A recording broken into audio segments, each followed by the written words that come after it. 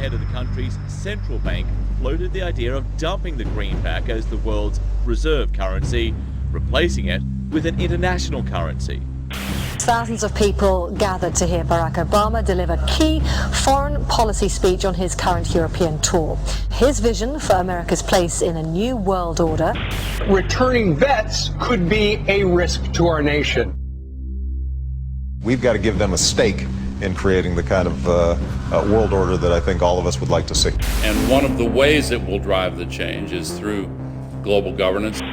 I think a new world order is emerging. This is a hoax and a scam which is designed to transfer wealth and power from the private sector to the government sector and from the government of the United States to a world government. And those people who have been yelling, oh, the UN's going to take over global conspiracy theorists. They've been crazy, but now they're right. And who got the money?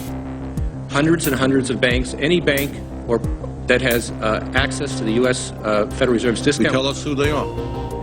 No. You know, financial terrorism. They have the ability to tweak the knob. I am proposing that the Federal Reserve be granted new authority. The ultimate goal of the carbon tax and the cap and trade is to destroy production. This energy tax is the largest tax increase in American history.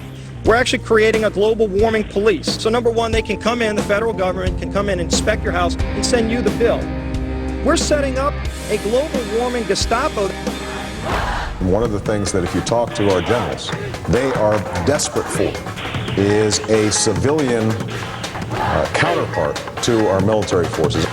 I am fierce. And this is what I wear. Senator Barack Obama's presidential campaign is asking Missouri law enforcement to target anyone who lies or runs a misleading television ad. I've now been in 57 states. I think one left to go. The president, when he was in Europe last week, he met with the King of Saudi Arabia. He appeared to bow. President Obama today proposed something new, something called prolonged detention. Pre-crime is where people are arrested and incarcerated to prevent crimes that they have not yet committed.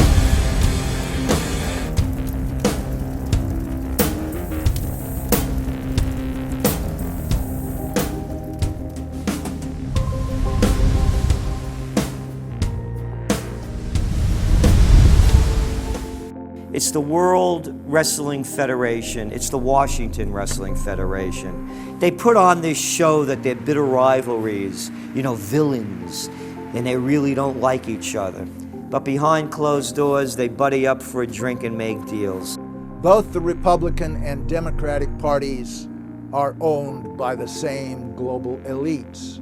And on issues that matter to those global elites, they act as one.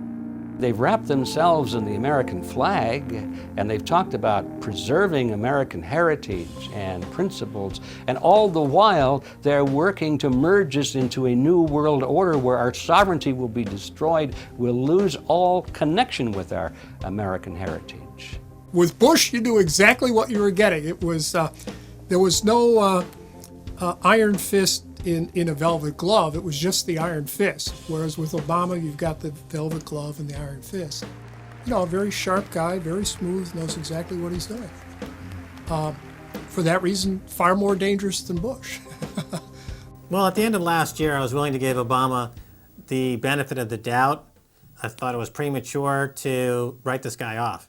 But now that he's been in office for a while, it's obvious that he is very tight with the Goldman Sachs and JP Morgan's on Wall Street, and he is extremely compliant and pliant to the wishes of the large banks, going back to what we saw with Robert Rubin under the Clinton administration, changing laws in favor of the banks. And he's not doing anything to stop the banks. He's helping the banks continue to do what they were doing under Bush. So in fact, he's just a continuation of Bush on the subject of markets and finance, which is the most important part of his policy right now. People who voted for Obama wanted real change, and they're getting platitudes, they're getting a lot of nice talk, but nothing in the way of concrete change is taking place. In this town, business as usual. There's one puppet master that controls the left, and there's the same puppet master controls the right.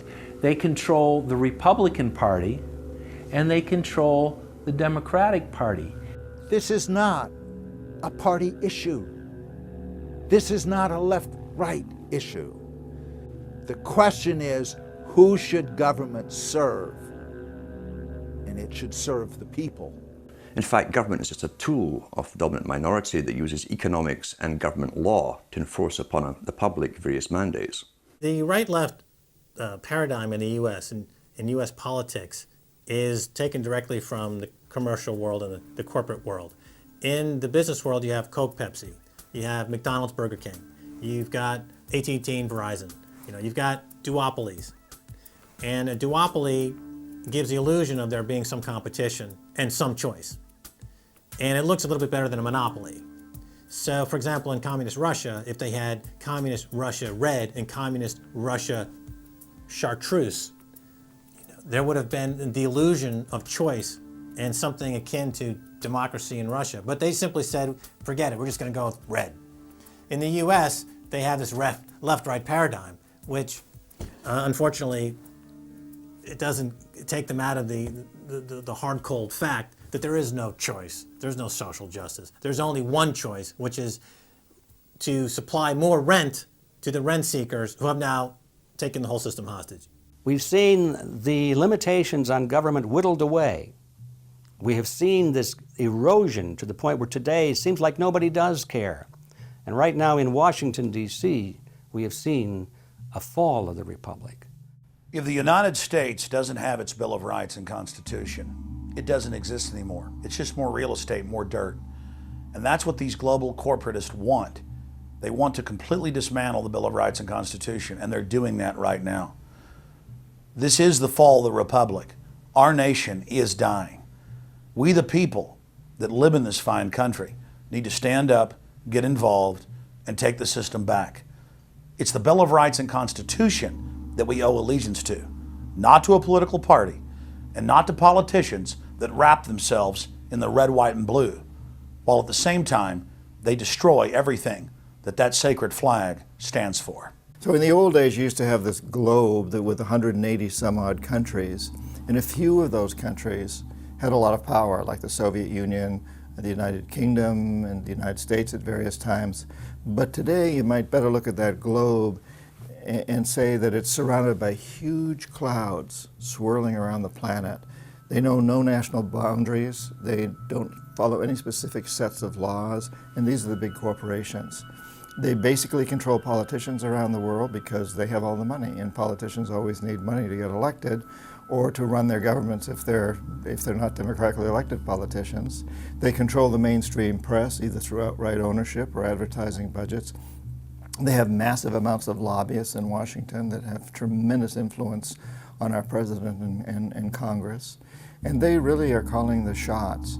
They form partnerships with the Chinese and the Taiwanese and the Tibetans, or with the Israelis and Arab nations, with Brazilians and Indians, with whatever country and whatever group of people has resources that they covet. And so for the first time in history, we really have this new form of an empire. Barack Obama is a puppet of the New World Order to bring in a World Bank, to destroy the economy of this country, and to bring in global governance. And no matter how likable the fellow is, we as citizens of this country need to stand up and say no. We have to stand up to preserve a republic here and a rule of law, which is under dire threat. We don't want to live under a world government of the corporations, by the corporations, and for the corporations. I don't want to believe it, and that's probably what holds me back on it, but I'm certainly seeing enough indication that it could be true. Absolutely, because they're always talking about Mexico and the United States and Canada ending up like Europe. And there's things done politically that seem to take us in that direction. And so I think it's incumbent upon all of us as American citizens to pay attention. This move to world government is not about roses and happiness and peace and in a better life. It's about enslavement. They said in their own writings, from the earliest times to the present, the world they're bringing in is to be a world where everyone who is born, or would be allowed to be born, would be born to serve the state. That would be their sole function. That's if they had a job for you to fulfill or a need for you.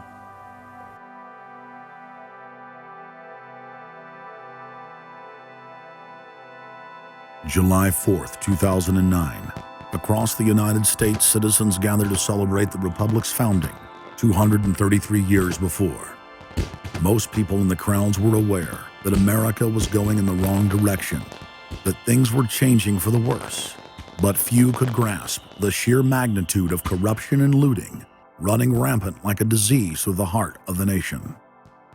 The engine of America's greatness is not just its liberties, but the people's willingness to fight to keep them.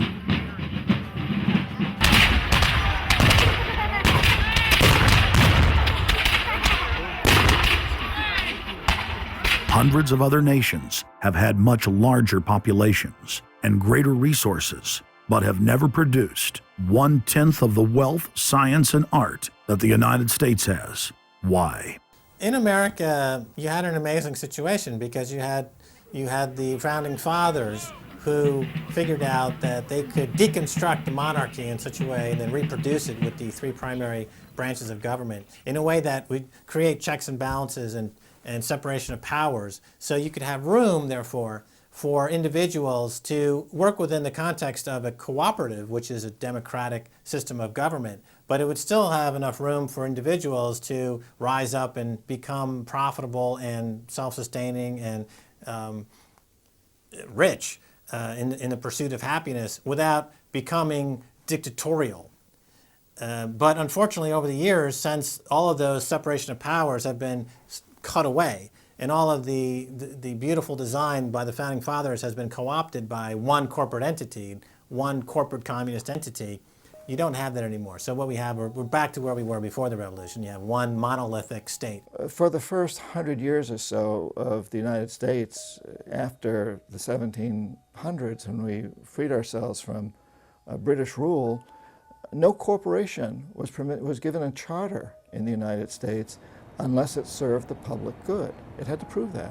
And then its charter only lasted for 10 years, or sometimes as long as the project to build a bridge or a canal or something lasted. But it had to be up for review, and it could only get charters if it was shown that it was serving the public interest. That changed, primarily because John D. Rockefeller kind of bribed Delaware and New Jersey to begin with into accepting a different system where he said, listen, if I pay you lots of money in terms of taxes, etc., I want to be licensed and not have to serve the public good. I want to be able to get around that law.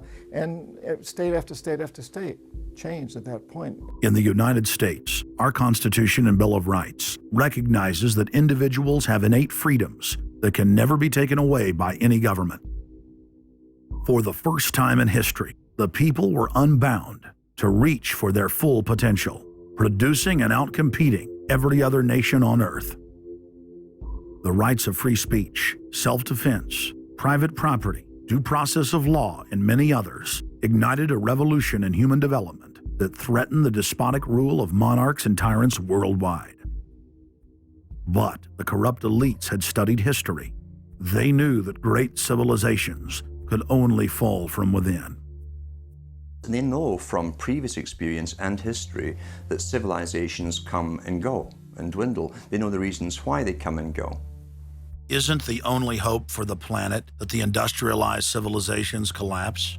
Isn't it our responsibility to bring that about? Morty Strong, founder of the UN Environment Program, from his opening speech, Rio Earth Summit, 1992. Maurice Strong is the man who said that they would never allow another country to rise up as powerful as America. It will never be allowed to happen again. And he said the best thing we can do is to tear down all the factories, all the top commerce of the United States, and level it and give it back to nature. So that was the advice from this character, who has tremendous power at the United Nations and was picked up and groomed by Rockefeller himself.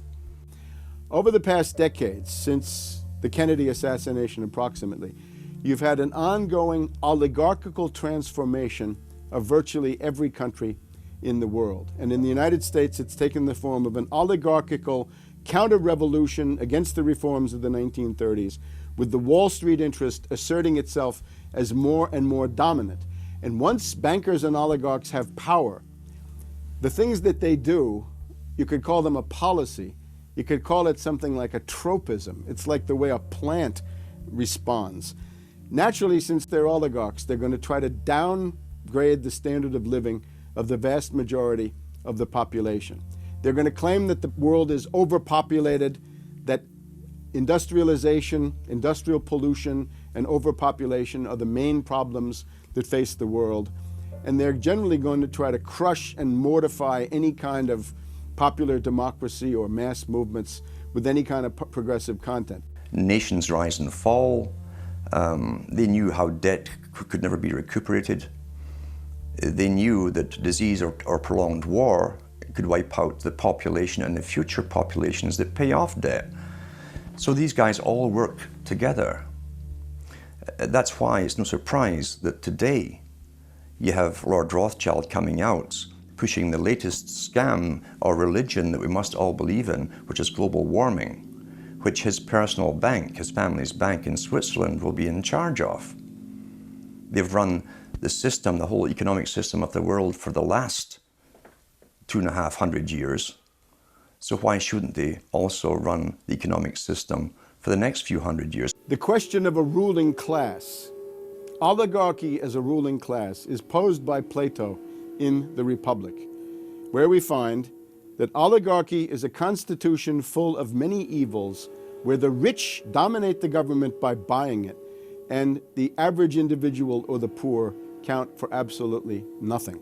Oligarchy is a frame of mind. In other words, if you're a banker, this is already a worldview. It's a world outlook, and it implies the policies that have got us here, right? Malthusian policies, zero growth policies, driving down the standard of living, attempts to wipe out all kinds of mass institutions that might be a countervailing force. This is a scientific dictatorship, which Bertrand Russell said, and the Huxleys said, both Aldous and Julian Huxley said they would bring in the scientifically controlled society.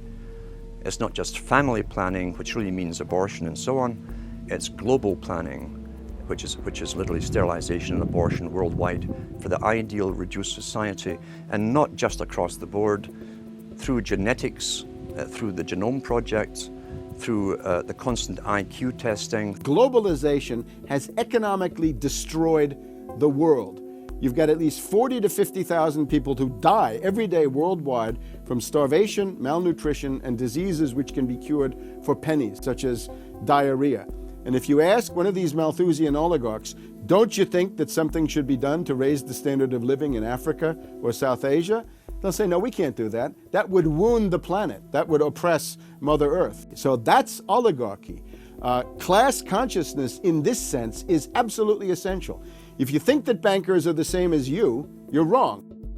F. Scott Fitzgerald once told Hemingway, you know, the rich are different from us. And Hemingway said, yeah, they have more money. And F. Scott Fitzgerald replied, no, it's something much deeper. It's a whole different world. To be an oligarch, to be a Rockefeller or something of this sort, means that you're in a completely different world with values which are the reverse of human values. Now, if you allow the oligarchs to continue to dominate, the destruction of world civilization is a matter of a few decades at the very, very most. So, choose. To force their agenda through, the elites are employing one of their favorite tools, artificial crisis creation, also known as the Hegelian dialectic of problem-reaction-solution. You never want a serious crisis to go to waste. And what I mean by that, it's an opportunity to do things that you think you could not do before. The Earth's ruling elite are first and foremost monopoly men. The founder of the Rockefeller clan summed it up simply when he said, competition is a sin. Rockefeller himself said that competition was a sin. And people quipped at that, thinking it was one of his little jokes. He made many jokes about saving pennies and stuff like this. But in reality, he was telling you a truth, that competition to a man like him, who worked for a much larger organization, competition truly was a sin. And The cartels have been formed ever since, have become much bigger, more powerful. Cartels which can literally command governments, sometimes to go to war on their behalf, have occurred. The economic crash of 2008 and 2009 was an engineered crisis designed to cripple sovereign nations globally to make way for a world currency and a new bank of the world.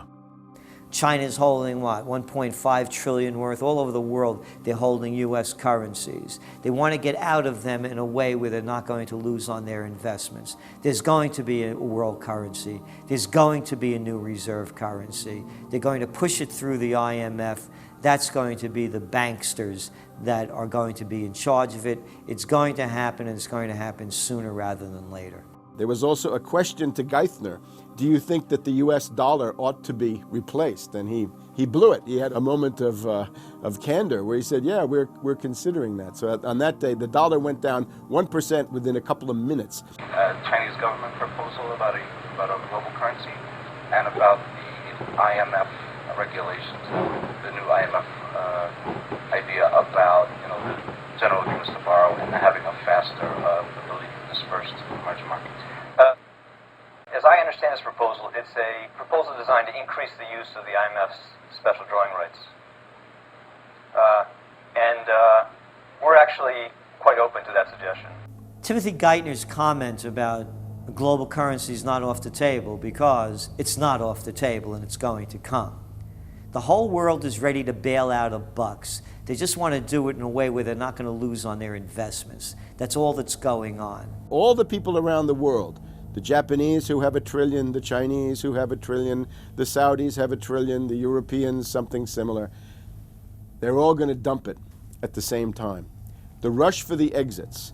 And that will then create hyperinflation. When America finishes supplying the manpower and the military for standardization of the world into the one system, and they want a secular world society with a hint of greening and Gia worship for sustainability reasons. America, as they're finishing off this agenda, they'll be pulling the rug from underneath Americans at home at the same time towards the latter stages. When the dollar starts to slide, and this was always the nightmare of Paul Adolph Volcker, who is now sitting in the Obama White House, once the dollar starts to go, there's nothing to stop it. There's no useful way that you can stop it once it begins to gather momentum. So I think we're facing the probability of some form of dollar panic combined with hyperinflation sometime during the Obama presidency. They're now pulling the rug away from under the feet of the people. They're becoming rapidly a non-manufacturing country. Any country that can't manufacture its own goods, even for self-defense, therefore is no longer sovereign, independent, and able to sustain itself, which tells you that this is all part of the plan. It started with the very beginning when you established that there was a Federal Reserve System given the power of the state to create money out of nothing and to do so without any regard to the will of the people, without any regard to what's behind the money system. In other words, strictly political and economic motives for the bankers and the politicians. Once you granted that power to a group, the Federal Reserve System, the economic crisis was inevitable. This has happened before. Every time in history when the government was given the power, or a group of banks in conjunction with the government was given the power to expand the money supply at will, those economic systems always wound up in crisis and always collapsed. So there's no reason to believe that the United States was given some kind of a get-out-of-jail-free card, an exemption from the processes of history. So the economic crisis began at the very beginning, and as a matter of fact, when the founders of the Federal Reserve System met on Jekyll Island back in 1910 and were drafting the Federal Reserve Act, one of the things they discussed was how to pass on the inevitable losses to the taxpayers. They knew that inevitably something like this would happen, and they knew that there had to be some way to get out of it without destroying the banks, of course, because they were the banks. And they said, aha, we'll go into partnership with the government, we'll take our cartel agreement and pass it into law, call it the Federal Reserve Act, and we'll make the taxpayer come online and be responsible to bail us out if and when the failure finally comes. Who's going to soak up the derivatives? Who's going to soak up the debt? Who's going to be penalized? And right now, it looks like Wall Street's getting bailed out, and the little guy in the middle of Main Street America are all going to pay the penalty. Can the economy be turning around here? Are happy days here again? And can we actually have growth without jobs? Is this an oxymoron, jobless recovery? We're going into the greatest depression. There will be no job growth. Unemployment will continue to escalate. Along with it, so too will crime, poverty, kidnappings, boss snappings. And the more things spin out of control, the harder the hammer is going to come down by the federal government to keep everyone in control. Power is much, much more important to them than money is. Money is only a ways to the means. Power is the end result. The elite's main goal is to destroy national sovereignty and individual independence. To consolidate their grip on power, the banksters create artificial debt bubbles that are mathematically impossible to pay back. These are those sinister, toxic assets, the complex financial instruments that they talk about but never really name. They're paper based on paper. They're credit default swaps, collateralized debt obligations, mortgage-backed securities, asset-backed securities, structured investment vehicles, auction rate securities, and so on down the line. It's an immense mass of cancerous, fictitious, speculative paper, bloated in value, impossible to bail out. Triage the derivatives on their books. There's no way to bail out a $1.5 quadrillion black hole of derivatives, but nevertheless they tried. The Wall Street cronies are crooks. If you leave the vault to the bank open, these people are going to help themselves. The job of the government is to make sure there's somebody there to make sure the vault is closed, and very few people have the combination.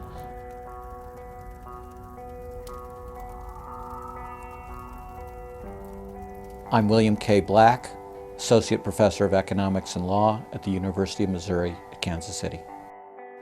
I was a senior regulator in a number of different positions during the heart of the savings and loan crisis.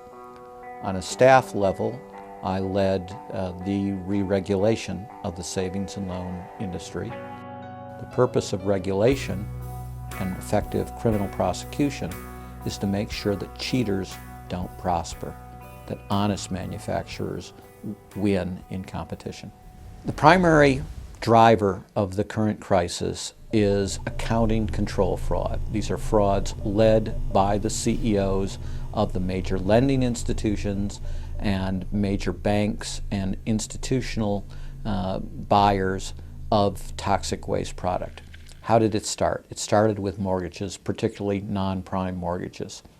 In September of 2004, the FBI warned that there was an epidemic of mortgage fraud, their words, and that this epidemic of mortgage fraud would cause an economic crisis at least as large as the savings and loan debacle if it wasn't stopped. The FBI found that 80% of the mortgage fraud was being induced by the lenders, not by the borrowers. You know, much of the rage has been against the borrowers, but if you want rage, it should be at the CEOs who became fabulously wealthy by following a strategy based on fraud. The Wall Street people and their friends here at the Federal Reserve and at the U.S. Treasury and down the Washington Mall here at the U.S. Capitol. That's where the damage was done, and if people want to vent their anger, they need to vent it against these people. Between the Bush-Paulson administration and the Obama, Summers, Geithner, Volcker administration, there's really a total continuity of economic and financial policy. Geithner was on board at the Fed, the New York Fed, dealing with all these institutions. He didn't get it. And then we had this fellow who came up afterwards, Mr. Friedman. He was on the Goldman Sachs board, and he didn't last too long as the Fed chairman. Why? Because he had a conflict of interest. Is it possible that there's so much conflict of interest here that all you folks don't even realize that you're helping people that you're associated with, and you should be recusing yourself for America's ethics? I behaved with the... You don't think you should have recused yourself when you asked Lehman to go in bankruptcy, you didn't put Bear Stearns in bankruptcy, and then you folded Merrill Lynch into... I mean, isn't there some point where you got to say, hey, I got a conflict of interest here? You don't feel any kind of scintilla of ethics on this thing at all? Totally. I operated very consistently within the ethic guidelines I had as Secretary of the Treasury, and when it became clear that we had some very significant issues with Goldman Sachs and with why didn't you recuse yourself with Morgan Stanley, what I did then, it would have been very wrong for me to recuse myself. What I did was I went and got a waiver from the ethics agreement, because when we had concerns... Who was in charge of the ethics agreement? What? Who's in charge of the ethics agreement that you got a waiver? We have a Office of Ethics at Treasury, and we have a White House Ethics Office. So you got it from the legal counsel from the White House? We got it from the Government Ethics Office. So we had Snow, we had Paulson, now we have Geithner. All these people cut from the same bowl of cloth. These are not independent Treasury secretaries. They're part of the problem, not part of any solution. And it would have been nice to see President Obama effect some change in Treasury, but of course, he went and got a Wall Street insider as his Treasury Secretary. Everything that's speculative, parasitical, cancerous, bloated from all these administrations, going back to Carter and even beyond, comes together in the Obama administration. With Volcker, with Summers, who's part of the economic crimes under Clinton, the guy who brought you derivatives and the abolition of the Glass-Steagall firewall. You could not have gotten a more perfect setup for a takeover from a previous government, the Bush regime, than the Obama regime. Now, there are some authors out there already saying that it's the same bunch, and it's true. It's the same bankers who put the same boys forward. Obama, far from helping the public and giving them something new or giving them more power and say over their own affairs, has actually sided immediately with the bankers who once again have robbed the public blind, and now they must get bailed out by your tax money. Obama does it all with left cover. He makes you think that he's somehow different from Bush, that this is somehow benevolent, that he cares about the poor. And in reality, this is the cruelest hoax and the most bogus sham. Obama is 1,000% devoted to Wall Street interests. When Wall Street says jump, Obama jumps. And again, it's about $30 to $40 for the bankers for every dollar that ever reaches an unemployed person or somebody who's on food stamps or some infrastructure building for highways. The hope with the Obama administration was that it would move us beyond this. But unfortunately, what we're seeing more and more is that Obama has brought in many of the economists who bought into the system in the past. Larry Summers is a very good example. And so many of his economists, many of the people there, you can really almost at this point relate Obama to Hoover, who did something similar in his presidency, as opposed to Franklin Roosevelt, for example, who brought in a very fresh team. So the concern here now is that Obama's falling into this trap of bringing in the same people who put us in the position that we're in today, and other people who buy into the same theories that brought us here, this mutant form of capitalism. presumably what most politicians want to come in is say, hey, the problems of the past, they're due to the old guy, and I'm cleaning house, and I'm going to bring in a new team, and don't blame us for the things we've inherited. Can't say, you know, those policies of the past that came before were insane, because you got the guy that was one of the key architects of those policies. People need to stop having allegiance to their political party. They need to have allegiance to the Bill of Rights, the Constitution, and what has made our republic so special. The basic human rights and dignity that every citizen of this country inherently has.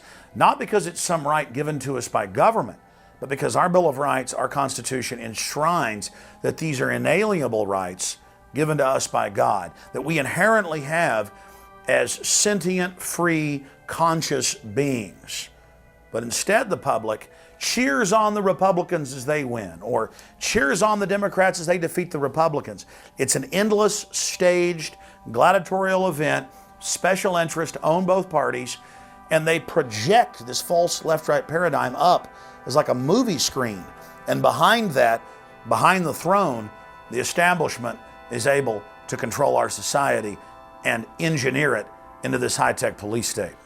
If you try to let the finance oligarchs who created the crisis turn around and say they're the doctors who are going to get you out of the crisis, they will dig you deeper and deeper into the bottomless abyss of world economic depression, financial collapse, and disintegration. The Democrats have really done more to destabilize the American economy and to help the big banks on Wall Street than the Republicans have done. I would imagine that the Republicans know a little bit more about finance and markets enough that when someone like Goldman Sachs asks the Congress to change laws as they did in the 90s to do away with position limits on the futures contracts, the Republicans would have said, no way, that's completely inconsistent with any notion of a fair market. But the Democrats, I have a feeling, are just not financially literate enough to say no. And I think that Goldman has very shrewdly positioned themselves with the Democrats, because the Democrats typically, like many NGOs that I've run into, they seem to have a complete inability to comprehend these issues of markets and finance and how it relates to social justice. So under the Democrats, we also saw the repeal of Glass-Steagall. Glass-Steagall said there's an inherent conflict of interest between the commercial banking side, which is the lending side, and the investment banking side, which is taking an ownership position. And we have to end this conflict of interest by separating these two entities. You can have investment banks and you can have commercial banks, but they have to be separate. Do you think that the repeal of Glass-Steagall was a tragic mistake? No, I don't think so. You could be a commercial bank like Chase Manhattan, or you could be an investment house like JP Morgan, or a bank like Bank of America, or an investment house like Merrill Lynch. But you couldn't be both. And as the 90s went on, the screaming hyenas of Wall Street were demanding that this prohibition, this regulation, be abolished. This was an illegal and inappropriate form of casino. The derivatives were being used and they were being unregulated, and people were getting 30 to 1, 40 to 1, 50 to 1, and sometimes 100 to 1 profits on the way up. And remember, derivatives are a zero-sum game. So there's nothing there. It's not like a piece of stock in General Electric or Ford or something like that where there's supposed to be some value. Derivatives have no value. But the very people, Summers and Gettner and all the people at Goldman Sachs and JP Morgan who created these things, made not millions or billions, but trillions on the way up. And now that these things are crashing, the very same folks are now put in charge of regulating these things and in charge of the bailout, and they are giving money to the very rascals that created this problem, took the profits. The problem cannot be fixed. And this is on Obama's watch right now. You have so many different schemes and mechanisms at play. It's sort of like after there's a blackout, people in some parts of the country have been known to loot the local stores. They go in, they grab the televisions, and they grab the stereos. And basically that's what the Wall Street gang has done. They've just engaged in this massive looting of money from their own companies and now from the U.S. Treasury. There was a lady called Brooksley Born. She was the head of the Commodity Futures Trading Commission under Clinton. And she said, look, we have these derivatives. Why don't we at least make them reportable so we know how many there are and where they are? And she writes in a biographical account, she said, I picked up the phone and Larry Summers was screaming at me that I was interfering with the wonderful inventiveness and ingenuity of Wall Street and their ability to come up with new financial products, such as these derivatives. Brooksley Born was the chair of the Commodities Future Trading Commission, CFTC, which regulates many financial derivatives. And she said there's a grave danger out there in the form of these credit default swaps. And credit default swaps are an exotic financial derivative, or moderately exotic financial derivative, were sold on a bright, shining lie that they were supposed to make markets more efficient. In fact, they allow utterly insane gambles, and they're really great devices for accounting fraud as well. She actually says, I'm thinking of adopting this regulation. The Clinton administration goes berserk, and in particular Larry Summers, but also Rubin. Now behind Larry Summers, there's another layer.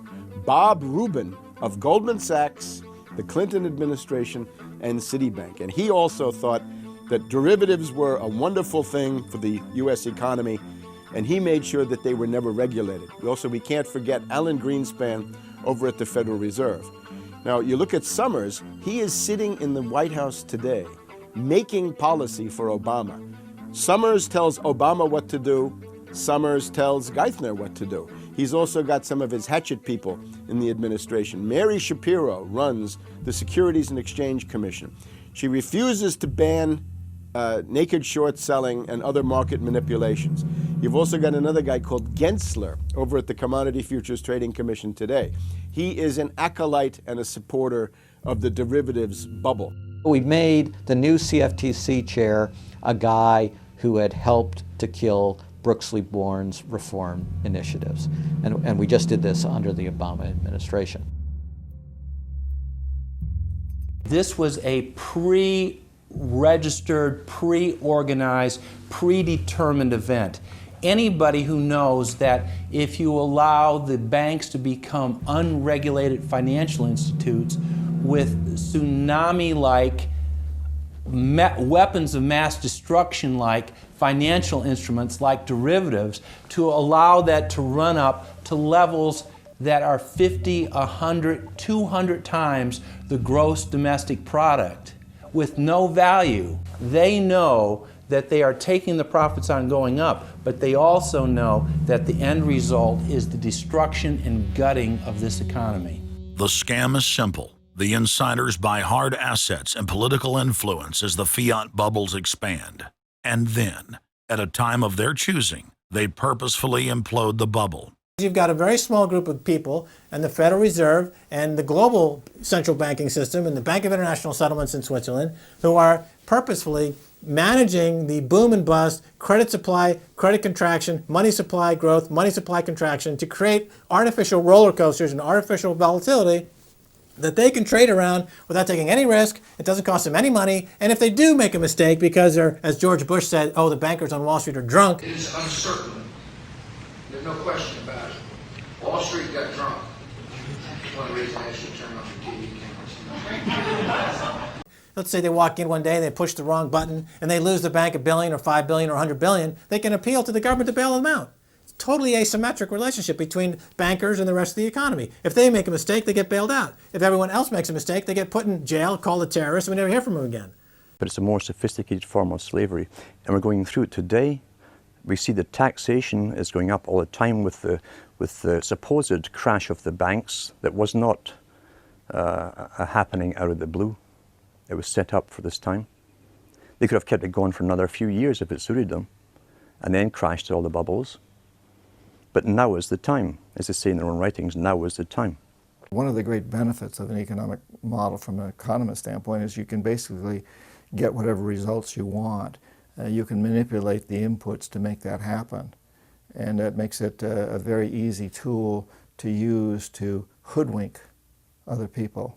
These manufactured, these engineered financial catastrophes are the result of a central banking system that has the ability to add and subtract credit, add and subtract dollars and money at will to create this roller coaster effect. Because unlike most people, the banks are able to make profits as easily on the way down as they can on the way up in any given situation. Volatility is great for banks and professionals. Volatility is not great for the most average people. Their operatives in government and media then hold the economy hostage by issuing the ultimatum: give us unlimited bailout money or the economy dies. What's being used is what I call, to try to get the money, is what I call the suicide threat, where, you know, if anybody has ever seen the movie Blazing Saddle, the sheriff is surrounded by hostile town folks. He takes out his gun, points it at his head and says, you know, don't move or I'll shoot. Well,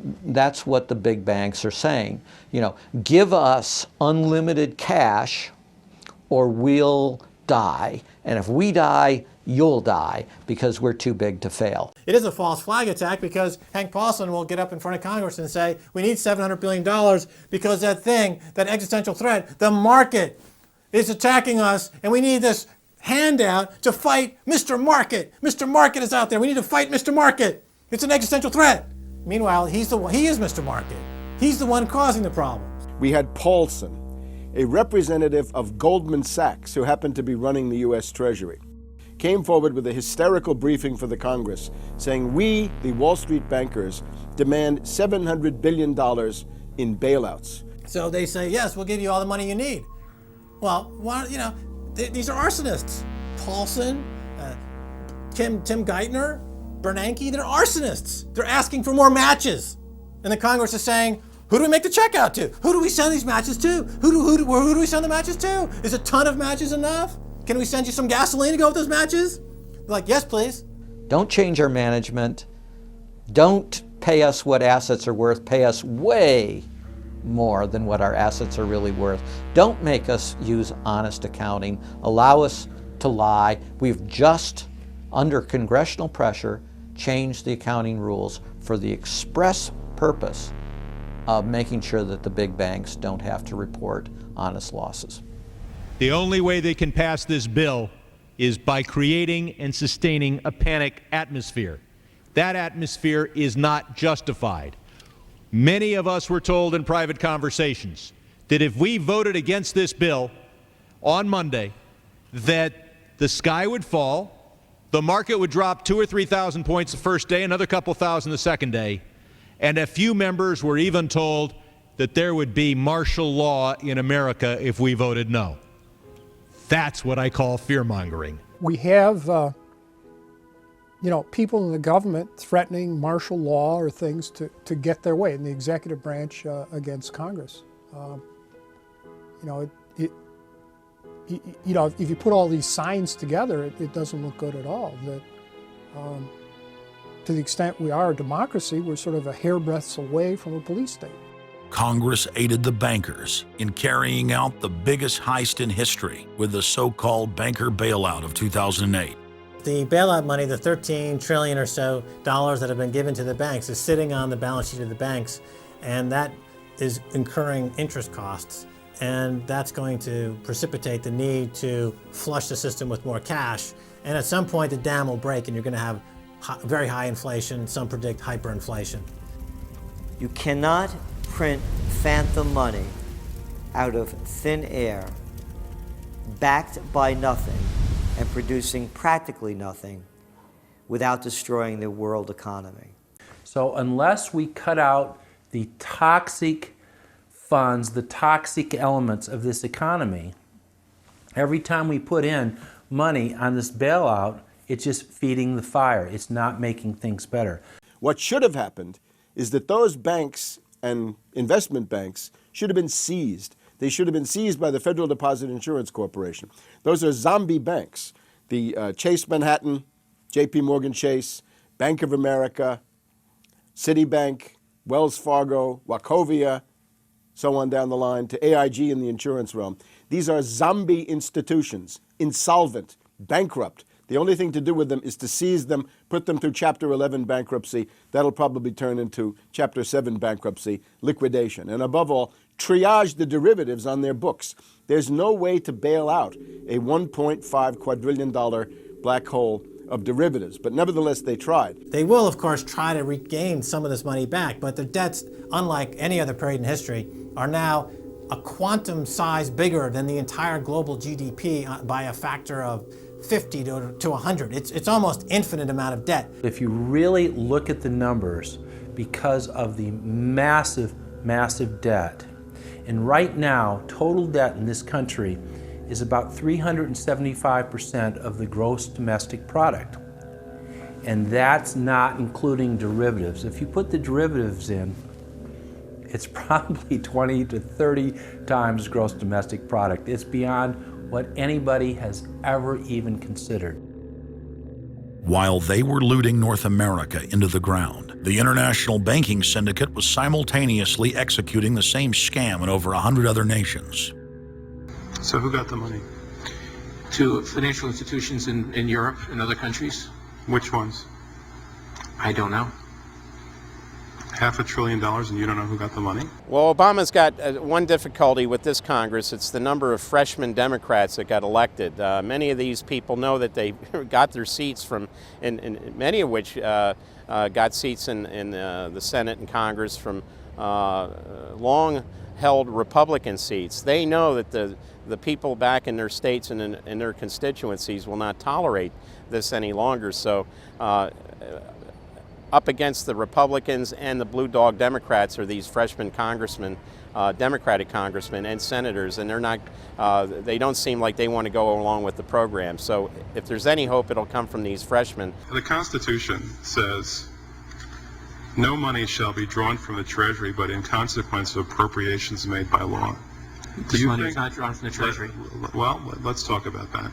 Do you think it's consistent with the spirit of that provision of the Constitution for a group like the FMOC to hand out $500 billion to foreigners without any action by this Congress? Congress approved it in the Federal Reserve Act. When was that? Quite a long time ago. I don't know the exact date. 100 years ago? The original act is 1914, I believe. I don't know whether this provision was in 1914 or not, but the Federal Reserve Act was in 1913. All right, and at that time, the entire gross national product of this country was well under $500 billion, wasn't it? I don't know. Is it safe to say that nobody in 1913 contemplated that your small little group of people would decide to hand out $500 billion to foreigners? What the bailout legislation really did was give a blank check backed up by U.S. taxpayers to offshore megabanks. Of course, Congress has oversight. If you read the Constitution, our founders were very clear. Anything to do with taxes and money is put into the hands of both houses of Congress together. Both houses of Congress together must approve it. Because it's a buck, because that's why we fought the revolution. Taxation without representation was part of it. Foreign banks, Société Générale of France, about 10 billion for a French bank. Deutsche Bank of Germany. Did Deutsche Bank need the money? How much did they get from the bailout? Well, they told us they got $12 billion from the bailout. And Barclays Bank of Britain, $10 billion. So you're up to almost $50 billion to bail out a series of foreign banks that were derivatives counterparties of AIG, plus Goldman Sachs.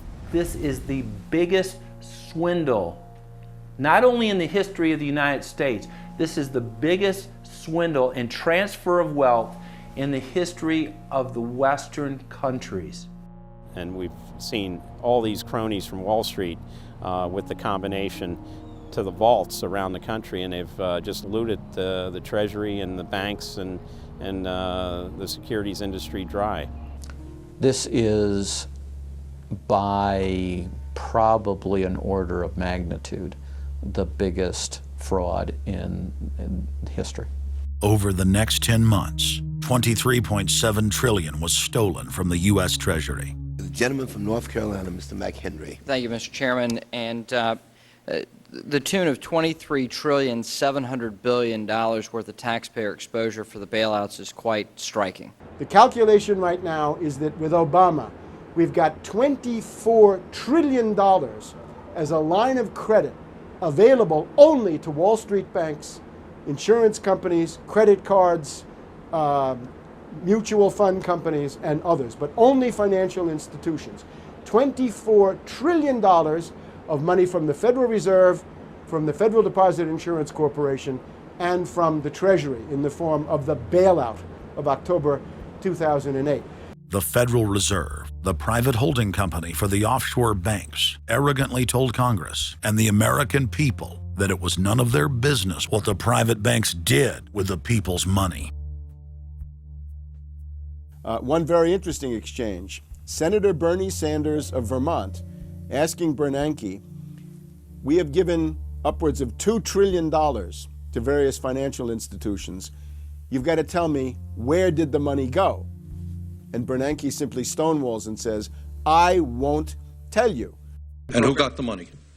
Hundreds and hundreds of banks. Any bank or that has access to the U.S. Federal Reserve's discount. You tell us who they are. No. Do you have to be a large, greedy, reckless financial institution to apply for these monies? There is no subsidy. There is no capital involved. There is no gift involved. It is a collateralized, short-term liquid loan that is both over-collateralized and is recourse to the company itself. We have never lost a penny doing it. And how can other institutions get those loans as well? According to the law, we are supposed to be lending to depository institutions. Let me just say this, Mr. Chairman. I have a hard time understanding how you have put $2.2 trillion at risk without making those names available, those institutions public. And we're going to introduce legislation today, by the way, to demand that you do that. It is unacceptable to me that that goes on. Behind me, the Federal Reserve is probably the least transparent agency in the federal government. One could even argue that the Central Intelligence Agency is more transparent than the Federal Reserve. The fact is that the American people want to know more of the secrets of the temple, as the book was before you were born, the secrets of the temple. The Fed, as you know, is just a monopoly by the bankers. This is simply putting the foxes in charge of the henhouse. Personally, I'd be in favor of Congress just nationalizing the Fed and getting the bankers out of there. They're just stealing from the American people. Put it directly in the hands of Congress and let Congress decide, rather than this cabal of bankers deciding their own rates of profit at the expense of the American people. Since the Federal Reserve's creation in 1913, patriots have labored tirelessly to alert the American people to the true nature of the Federal Reserve. Throughout its 90-plus year history, most Americans falsely believed that the Federal Reserve was a government agency. But today, scientific opinion polls show that the vast majority of the public is aware of the fact that the Federal Reserve is a front company for an offshore private banking cartel that dominates not just the United States, but almost every other nation on Earth. It's never been written about in any book that I've found as to who gave these guys the authority or permission to be the international bankers for the world. Why would you even need international bankers? Why would any government agree to use them? Why would you need to use them?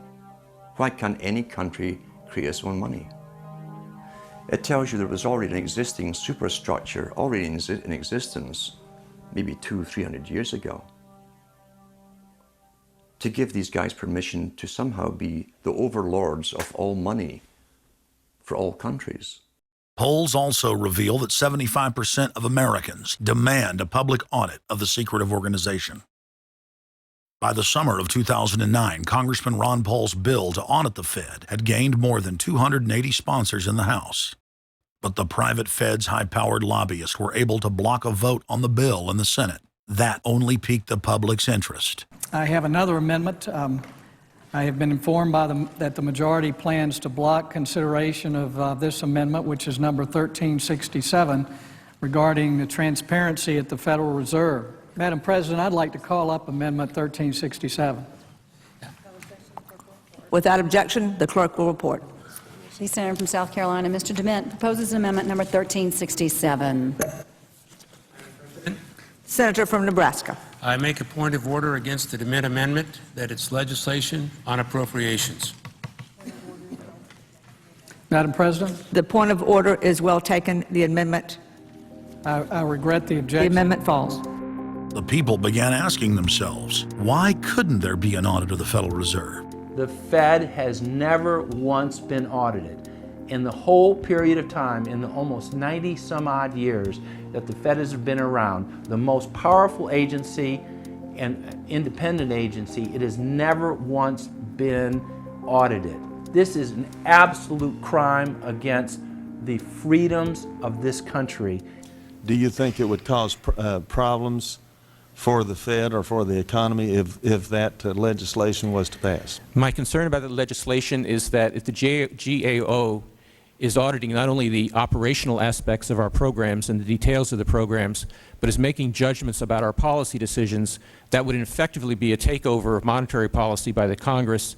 Is that your position, that this bill, if it were to be passed, would interfere directly with interest rates, setting interest rates? If we were to raise interest rates at a meeting and someone in the Congress didn't like that and said, I want the GAO to audit that decision, wouldn't that be viewed as an interference? I wouldn't think so. This is just reviewing it, and you can do what you want.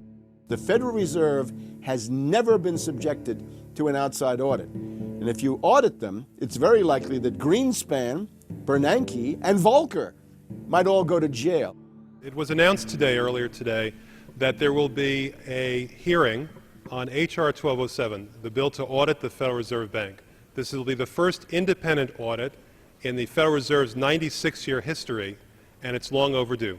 Months ago, I asked the Vice Chairman of the Federal Reserve who received the $1 trillion in funds that the Federal Reserve has handed out to domestic institutions. He said, I'm not going to tell you.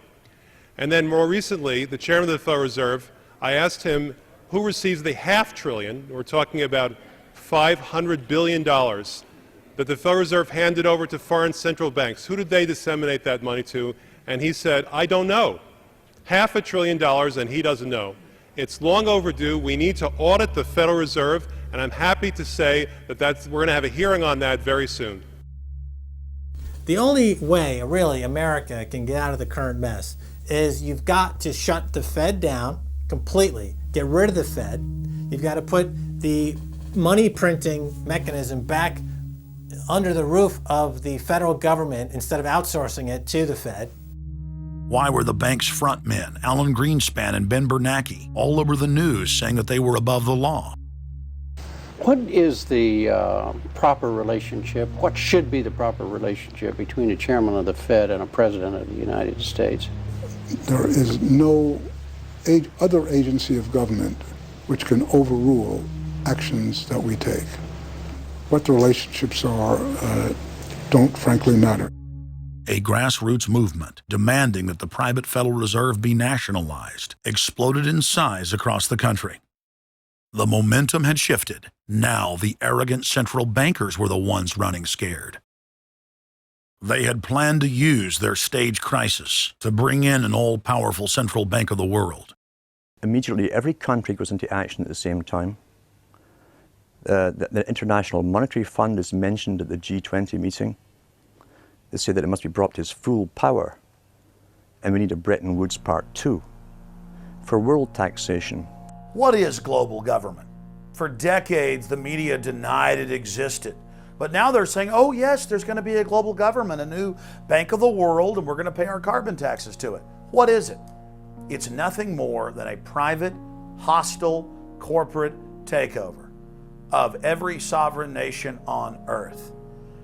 And then when you look at the philosophy of these global corporate chieftains, it is one of domination of the poor, domination of the population.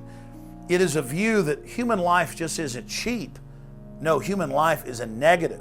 And so no matter what they do, they have the rationale that it's in the greater interest to get rid of more human lives. They are so arrogant and they're so sure of themselves, they're saying, yes, we created the European Union, we created the Euro, and these are from the people of the Bilderberg. We are going to create a world bank. We're going to create a world government. They're saying it out loud and clearly. Suddenly, across the planet, their regional front banks had been identified by sovereign populations as the illegitimate shadow governments that they are. The controllers had moved too quickly and revealed their hand. Populations around the globe were seeing through the establishment's facade, past the puppet governments, and to the global architects that were pulling their strings. Where are the American people? Why have they lost their dignity? What is stopping them from speaking out? Why have they become little mice that follow Pied Pipers? How can they look up to these pathetic politicians? Go sit down. I have a question for this young man. He has the right to be represented. I'm his father, and I want to talk to you face to face.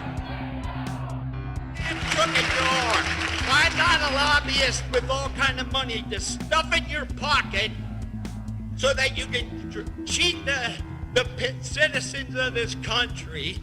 So I'll leave, and you can do whatever the hell you please to do. One day God's gonna stand before you, and he's gonna judge you and the rest of your damn cronies up on the hill. And then you will get your just desserts. As the public begins to awaken to the fact that Barack Obama has cold-bloodedly betrayed the pledges he made to the American people, the establishment media and Democratic leaders have invoked the tactic of divide and conquer.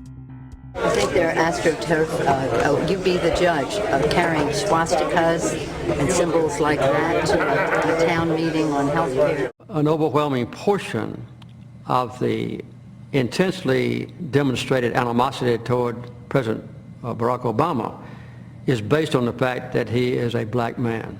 Desperate to ram their agenda through, they have played the race and class cards. You start to wonder whether, in fact, the word socialist is becoming a code word, whether or not socialist is becoming the new N-word. When I heard people going after the First Lady and the number of staff people they have, it sounds racist to me. It is essential that the establishment play the population off against each other, along the lines of Republican, Democrat, liberal, conservative, black and white. As long as the people are fighting with each other, they can never get together and remove the corporate dictatorship that has criminally seized power through the national security state.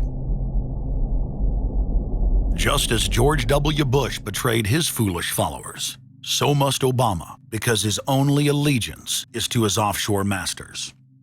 President Obama today nominated Ben Bernanke for a second four-year term as Federal Reserve Chairman. The president called his actions on the global financial crisis bold and out of the box. As an expert on the causes of the Great Depression, I'm sure Ben never imagined that he would be part of a team responsible for preventing another. But because of his background, his temperament, his courage, and his creativity, that's exactly what he has helped to achieve.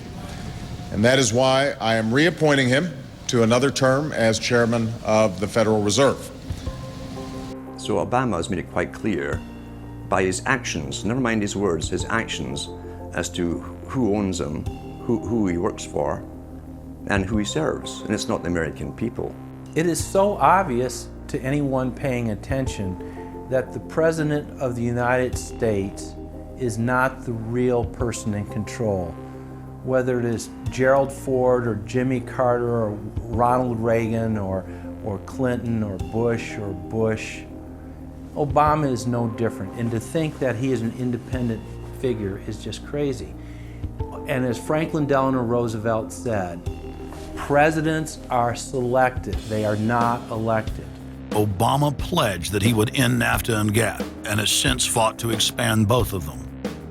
Obama promised that he would have the most transparent administration ever, and he is already more secretive than Bush and Cheney ever were, even making it a secret who visits the White House. I can make a firm pledge. If your family earns less than $250,000 a year, if you make less than $250,000 a year, if you are a family making less than $250,000 a year, you will not see your taxes increased a single dime. You will not see your taxes go up. You will not see your taxes increase one single dime. Not your capital gains tax, not your payroll tax, not your income tax, no taxes. Not your income tax, not your payroll tax, not your capital gains taxes, not any of your taxes. Not your payroll tax, not your capital gains tax, not your income tax, no tax. Your taxes will not go up, because the last thing you need is higher taxes when we're in a recession like this, and you won't get one under an Obama administration. Obama made the centerpiece of his campaign the pledge that taxes would not be raised on anyone making under $125,000 a year. He has since gone back on that promise as well, and has proposed new taxes on payroll, energy, home mortgage deductions, and scores of other taxes. He made a pledge. He said, I'm not going to raise taxes on anyone making under $250,000. Is that pledge still active? We are going to let the process work its way through it. So it's not. So it's not. So it's not. We're going to let the process work its way through it. All right? The Senate is looking especially at this issue of capping the deductions for health care that employers and employees now get. That would be an tax increase for many families earning under $250,000, but the president said he was open to it, so that means that the tax pledge he made back in September is no longer operative? Obama said he was going to abolish the Patriot Act. He now vigorously defends it. We saw the same type of flip-flop when it came to warrantless wiretapping of the American people. Look what Obama's done with wiretapping, surveillance. He's brought it to heights even beyond what George Bush, the disgusting levels that he brought it to. So we have more surveillance. Now they're talking about, what is it called, Cybercom, the new Pentagon secret cyber society that's going to be watching over us to get those terrorists. We got to get those terrorists. So now they'll be invading our privacy even more. So, I mean, it really almost makes you ask the question, would it have been better if we never invented the internet and had to use paper and pencil or whatever? Now Obama is setting up the Cybersecurity Command, which the government admits completely ends the Fourth Amendment and allows President Obama to shut off the internet in the United States whenever he wishes. Indeed, in today's world, acts of terror could come not only from a few extremists in suicide vests, but from a few keystrokes on the computer, a weapon of mass disruption. As part of the new single national security staff announced this week, I'm creating a new office here at the White House that will be led by the cybersecurity coordinator. This new control grid is administered by the Pentagon. They just want to keep tabs on us. So we're turning into a surveillance, wiretapped government state. The government is taking more and more control over our lives. I can stand here today as President of the United States and say without exception or equivocation that we do not torture. Obama made a show of investigating torture, but has ignored the Army's own detailed investigative reports, which name the torturers that the White House memos document were following the directives of Bush and Cheney, the men who are most guilty for issuing the infamous orders. Some low-level soldiers have been prosecuted for their role at Abu Ghraib, but no senior officer has been held accountable in any of these cases to date. Heidi? I know that these debates lead directly, in some cases, to a call for fuller accounting, perhaps through an independent commission. Now, I've opposed the creation of such a commission. Next, Obama expanded Bush's doctrine of indefinite detention of foreigners without trial to holding citizens without evidence indefinitely, without ever even committing a crime. President Obama today proposed something new, something called prolonged detention. Pre-crime is where people are arrested and incarcerated to prevent crimes that they have not yet committed. Barack H. Obama, who ran as an anti-war candidate, has continued the war in Iraq, massively expanded the war in Afghanistan, and unleashed a new conflict in Pakistan.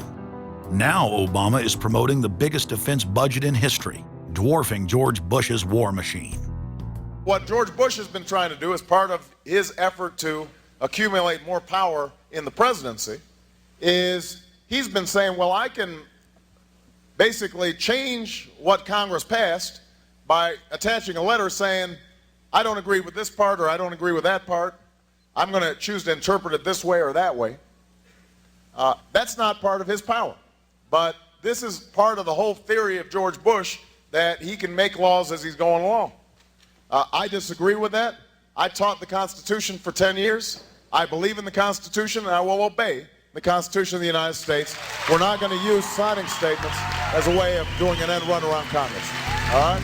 Obama guaranteed that once president, he would stop the unconstitutional practice of issuing signing statements, through which the executive branch illegally usurps the legislative power of Congress. Congressman Kucinich, when he introduced his 60 articles of impeachment against Bush Jr., I think one was the signing statements.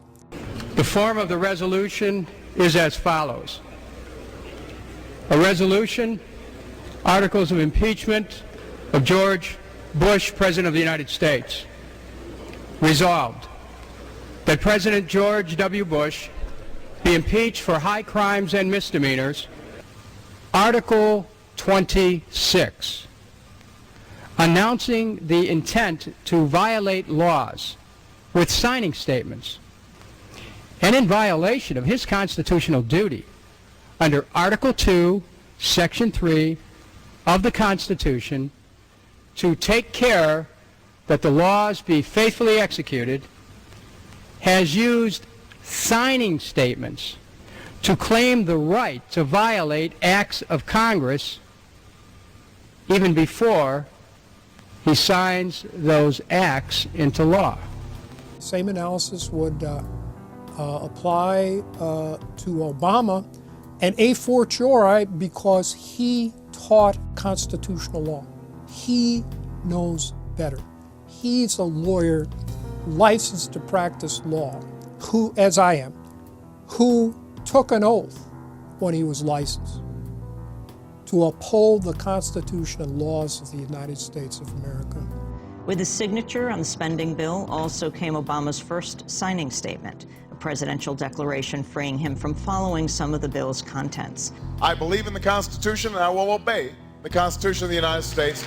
We're not going to use signing statements as a way of doing an end run around Congress. All right? He also promised that he would call on Congress to take at least 5 days to read new legislation before it was voted on. When there's a bill that ends up on my desk as president, you, the public, will have 5 days to look online and find out what's in it before I sign it, so that you know what your government's doing. But from his first day in power, he has aggressively pressured Congress to quickly pass bills before lawmakers and the public even have a chance to see them. Will state his parliamentary inquiry. Speaker, in order to try to figure out what we're doing, how much damage to the country, I tried to get a copy of the bill. We have out here on the table 2454 that has 1,090 pages in it, but I've understood since debate in here that there's another 300 pages that were added in the middle of the night. My inquiry is, how do I get a copy of the other 300 pages that people on here on the floor hadn't had a chance to read or see? Where do we get that before we cram this down on the American people? Is there somewhere physically in the House of Representatives a copy of what we're voting on?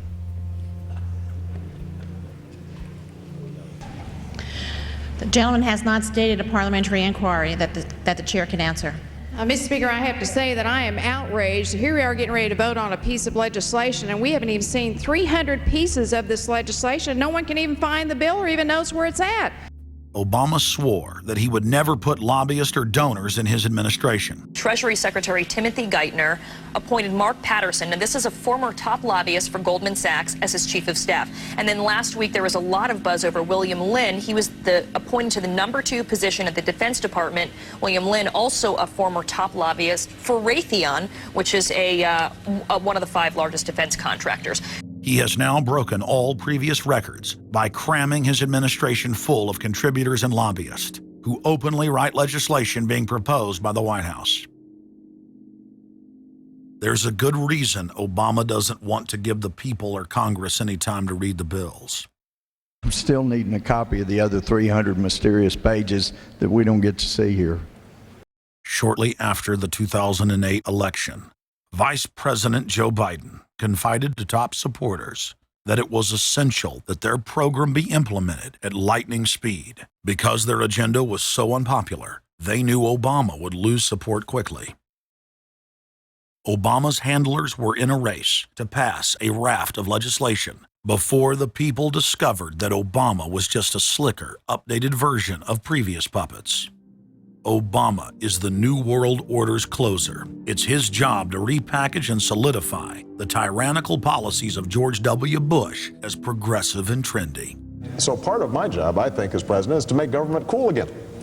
Chris Hedges, author of Empire of Illusion, explained it succinctly. President Obama does one thing, and brand Obama gets you to believe another. This is the essence of successful advertising. You buy or do what the advertiser wants because of how they make you feel. Through Obama, the global establishment are now putting their entire program into high gear.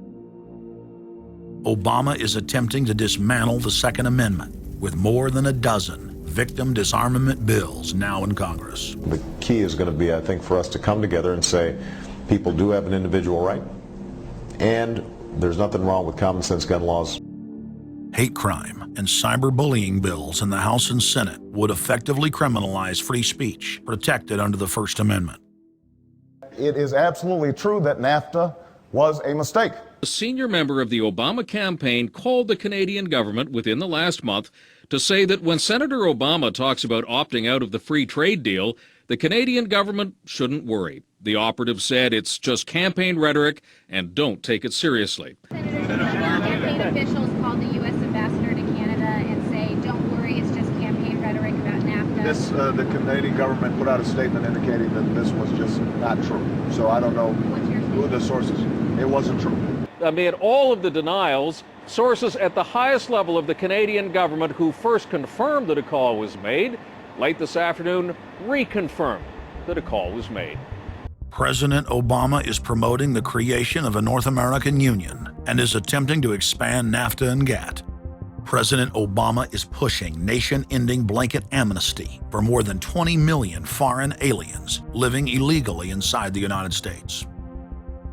He's also overseeing the hijacking of health care by the federal government, which will nationalize more than 20% of the U.S. economy. And you want us to believe that a government that can't even run a cash for clunkers program is going to run 1/7 of our U.S. economy. No, sir. No. Obama is continuing the transfer of national sovereignty to unelected international bodies like the United Nations and World Trade Organization. And most important of all, under the cover of banking reform, Obama wants to hand dictatorial power over the United States economy to an offshore private banking cartel known as the Bank of the World. Richard, what happened to all those threats from France's president about storming out and about having a global regulator who was going to reach across borders and be able to deal with markets no matter what country they were in? They have opened up the idea of there being some form of other regulator across countries, and I think that's going to come back. So is this some sort of new world order, which Gordon Brown kind of alluded to? I think a new world order is emerging, and with it the foundations of a new and progressive era of international cooperation. The finance heads of the 20 industrialized nations met again in late September of 2009 at the G20 summit in Pittsburgh, Pennsylvania. At that meeting, ministers called for an end to the dollar as the world reserve currency. They also called for a strengthening of global governance and called for a new world order. While the bankers were busy carving up the world at the G20 summit, Barack Obama was in New York City at the United Nations because he's got a new job to chair the United Nations Security Council, the most powerful position in the world government body. President Obama does what no other U.S. president ever has. As President Obama presided over the UN's most powerful body, that would be the Security Council. 6,191st meeting of the Security Council. For a couple of hours, you could say Mr. Obama was president of the world. It is the story of a world that understands that no difference or division is worth destroying all that we have built. In my own country, it has brought Democrats and Republican leaders together. Leaders like George Shultz, Bill Perry, Henry Kissinger, and Sam Nunn, who are with us here today. Barack Obama is the first president to hold two posts simultaneously. And there's a good reason for that. It's illegal. Article 1, Section 9 of the Constitution forbids any U.S. president from serving any foreign government or institution. He swears an oath to protect and defend the Constitution of the United States. But now Barack Obama has sworn allegiance to the global government and the United Nations that he heads up. Let that sink in real good. Barack Obama now heads the United Nations Security Council. You cannot serve two masters, and Obama isn't. He's selling out the last vestiges of sovereignty that this country had. This, ladies and gentlemen, is the destruction of our nation, and it's also high treason. Obama's lies are obvious and out in the open. He hides in plain sight. And from the moment he took office, his lies have only increased. Despite the fact that his ratings have dramatically dropped since Election Day, from the mid-80s to the low 40s, a large portion of Americans still gullibly hang on his every word. It is bringing entertainment to thousands of people. Through its magic, we are able to enjoy a combination of the radio, motion pictures, and the stage, right in the comfort of our own homes, simply by pushing a button and turning a dial. These cells with their electrical charges are scanned by a stream of electrons, completing 30 pictures a second. Compare that crude picture with these of today, and you can judge for yourself how far along the road to perfection television has traveled. Most people still today think that all entertainment to do with movies, drama, is therefore nothing more than their entertainment. It never ever was that case. Of course, television can't perform such miracles as this, yet. But perhaps there's no harm wishing that it could. The greatest social messages are promoted through movies and drama, high drama, through the fixation of emotive sequences, emotional sequences, not logical, factual sequences, but pushing points across in an emotional way which register and fix in the mind. So emotional content is very, very important, rather than going through an actual discussion or an argument using logic and facts. There's no debate. And when you're being downloaded through fiction, your guard is down, the censor part of your brain is not in action. It isn't saying, yes, I agree with this, I disagree with that, as you would in a debate or a lecture. You're actually in an alpha state, being completely downloaded with new ideas. Throughout history, social engineers have refined techniques designed to control large populations.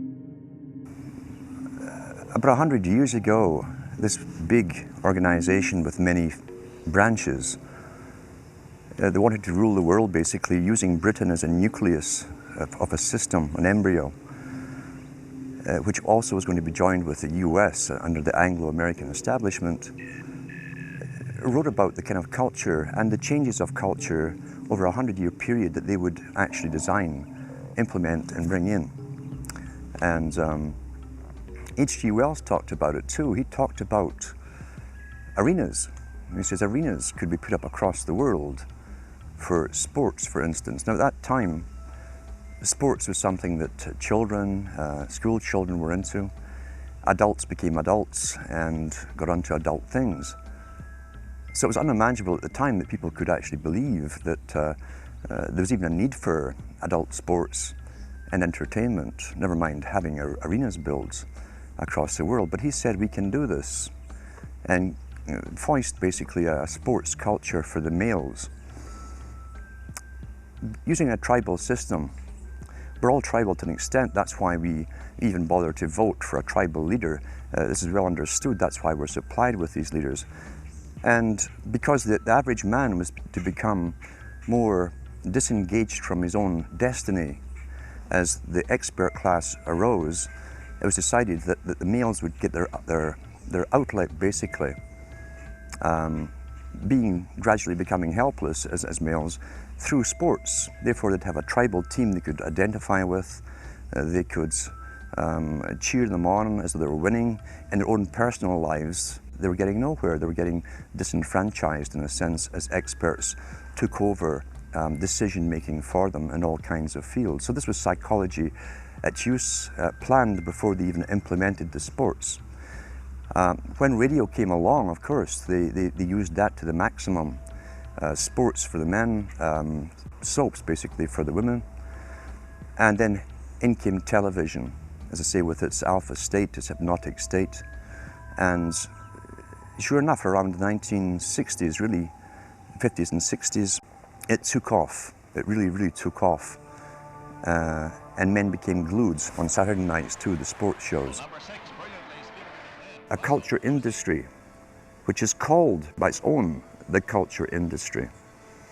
The Soviet Union had a department called the culture industry. Their actors and directors were called the cultural leaders, because they would, like a computer, people are like computers, all you have to do is keep giving them new updates every so often, and you can change an entire country or a nation or a block of nations who are all getting the same upgrades at the same time along certain paths. Today we call it political correctness. Most people want to belong to their peer group. They want to be the same as everyone else when it comes to opinions. In fact, they judge their own personal sanity by bouncing ideas off their neighbors and friends who will answer back and agree on these same topics in kind. It doesn't matter if the topics or what you're given are facts or utter nonsense, as long as everyone agrees at the same time. You'll say, well, I'm sane, and your friends will all agree because they've had the same information given to them. But they've been programmed, and I'm sad because I know that it's hard for people like that to take an interest, a serious interest in world affairs, to take a serious interest in what their elected officials are doing. And they're not going to be really inclined to study or discover the deception that's being used against them. And so I'm sad because I see all of that in a flash in my mind as being an indication of how easy it is for the masses to be manipulated. The scientific dictatorship understands what makes human beings tick. They understand our psychology. They've studied it, and they're using it against us. But the minute the public awakens to the fact that there is an agenda to manipulate them, and the second the public realizes that they are being conditioned and controlled, the establishment begins to lose that edge they've got over people. So all I ask viewers to do is to think for themselves and to study public relations, to study advertising, to study propaganda, and to realize how much of it is out there in their daily lives. And then make the decision for yourself. I just want people to think on their own and to not have their decisions and their thoughts and their ideas pre-packaged and basically downloaded into them. If it's on TV and a famous face says something, then it must be true. He doesn't have to show you facts or anything else. You've been brought up with these faces. That's why they keep these guys on television into their 70s and 80s. You've grown up with this father figure who's on television every night at 6 o'clock. In your house, in your room, staring right at you, and he's a father figure. Would he tell you a lie? So you naturally never suspect him. And this same man will lead you through new topics. He'll introduce experts on the topics. They'll have a little summary at the end of every talk, and you are now left with the conclusion that's presented to you. You don't arrive at it, it's given to you, and it's good enough for you. When I was growing up, people were talking on their front porches, neighbors were playing baseball, there were nightly barbecues. You don't see that anymore. We've lost our communities. You drive through neighborhoods, you see the blue glow of television sets. We're losing our humanity. So if you want to rebel against the globalists, the social engineers, start by turning the TV off a few hours a day and actually getting to know your neighbors, getting outside that comfort zone, expanding your horizons. By coming together as communities, by getting to know our neighbors, we defeat the social engineers. We're programmed today perfectly, just like machines.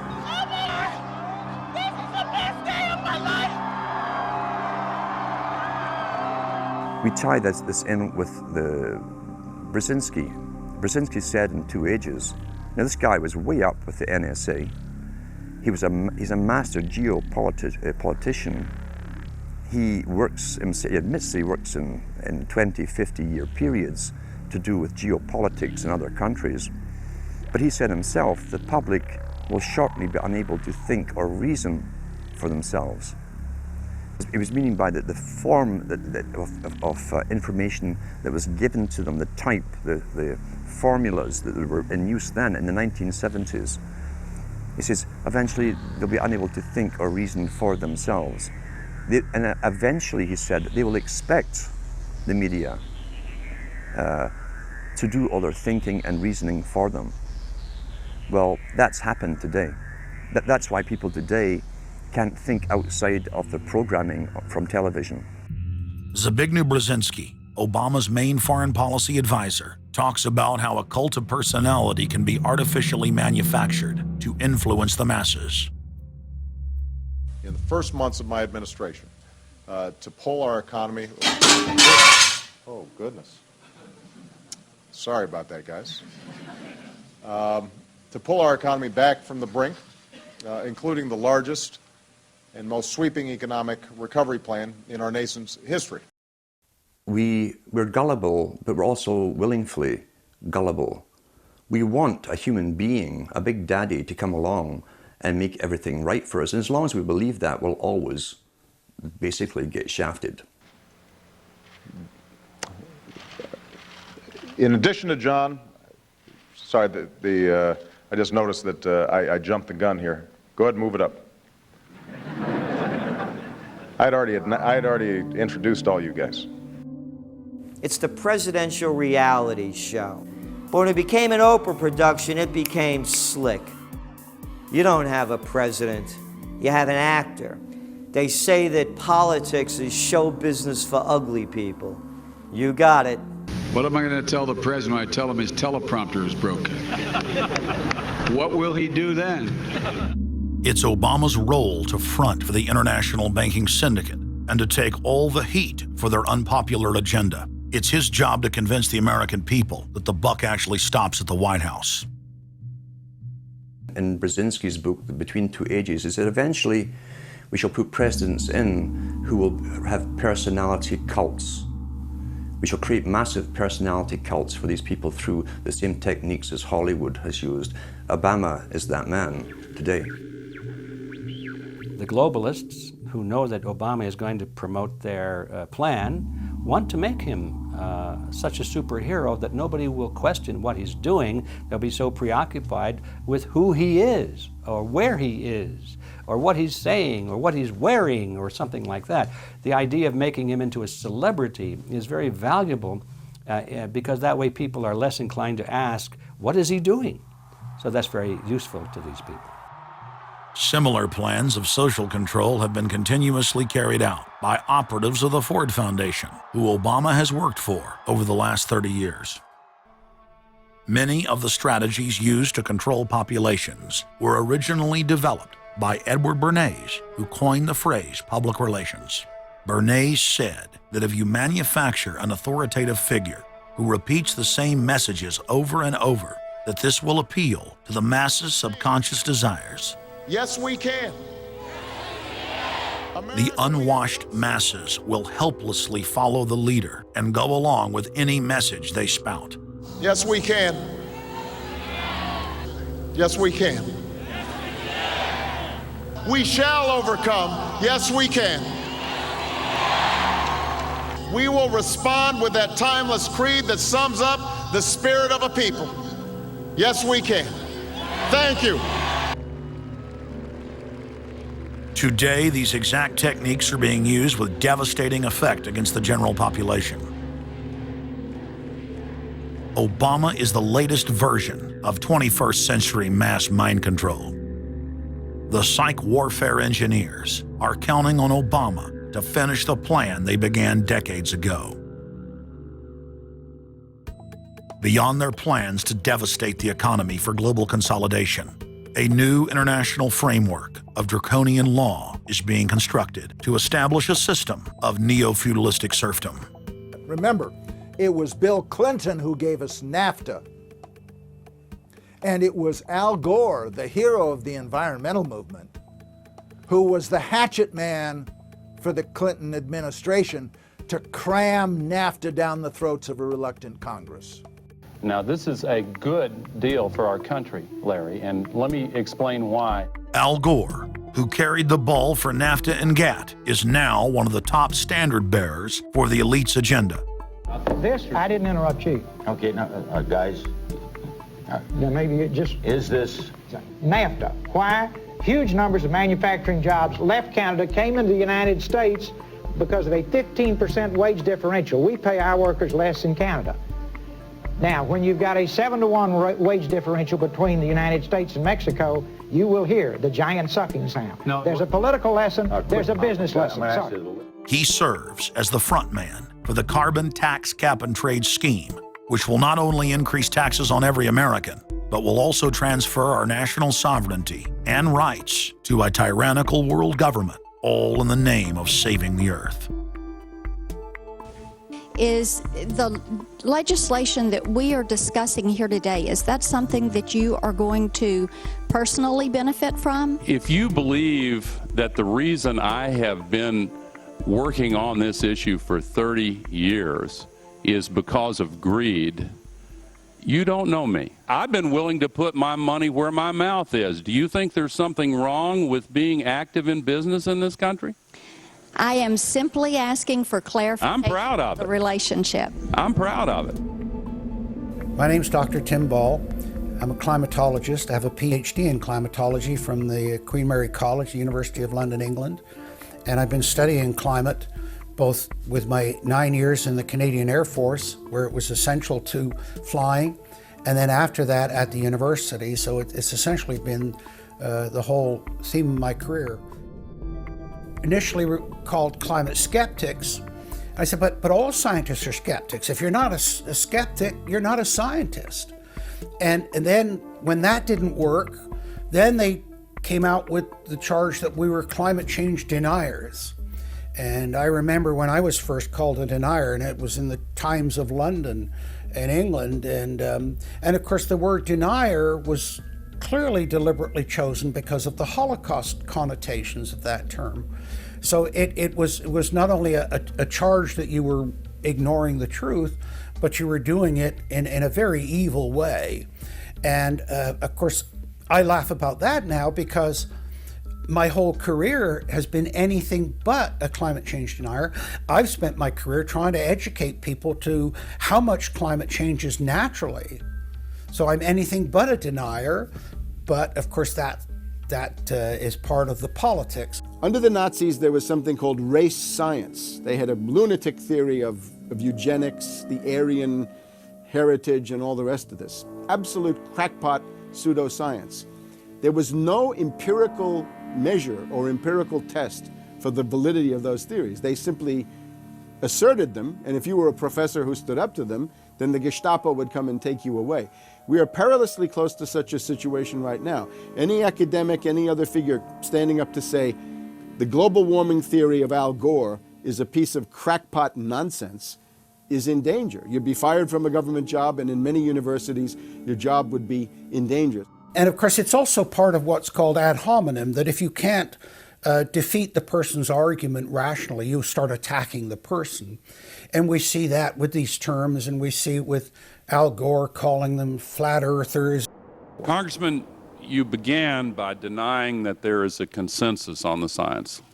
there is a consensus on the science. Well, you mustn't have been listening to our testimony that we've had for the last few days with dozens of experts that have come in who have given completely different views. Well, I would encourage you to go back and look at the testimony this committee's heard. There are people who still believe that the moon landing was staged on a movie lot in Arizona. And neither of us are one of those. And I know you like giving those cute anecdotes. This is not a cutesy issue. We're talking about something that can export millions of jobs out of our economy, out of our country. Richard Lindzen, an MIT professor of atmospheric physics, said it many years ago when he said the consensus was reached before the research had even begun. And then scientists like myself that stood up and said, hold on a minute, I got problems with this. Oh, paid by the oil companies, don't trust that guy. What the international scientific community is saying is correct. There is no legitimate basis for denying it. Now, you hear the consensus argument. Well, the majority of scientists. What they're always talking about is, and originally the IPCC was about 3,600 scientists, it's now down to 2,500. That's the people they're talking about. But when you look at it, most of them are bureaucrats. They're not scientists at all. And very, very few of them are actual climate experts. Now, the consequences of that, and whether that's because of man-made CO2, I think are debatable. If CO2 is not causing the climate change, what is? What are the major driving factors? And so they're essentially the ones that are left out by the Intergovernmental Panel on Climate Change. It's unbelievable to me that they can come out and ignore the sun. I mean, everybody knows the sun goes in, it gets cool. You notice that, right? You have an eclipse, the temperature drops, and the birds start to get excited and so on. And when you look at the seasonal changes with the sun, how you can suggest that the sun is not a factor is really quite remarkable. Giving us false scientific information is not going to clean up our environment. Speaking with a lot of promises and innuendo is not going to help clean up our environment. The globalists have co-opted the environmental movement. There are a lot of real environmental problems we face, like genetic engineering, where they're splicing plants, animals, insects, you name it. Toxic waste dumping in the ocean. No one wants to breathe bad air or drink toxic water. But the global carbon tax has nothing to do with that. It's a tax literally on breathing. Go out on the street or talk to your friends, your neighbors. Ask them, hey, should we ban dihydrogen monoxide? It's bad for the environment.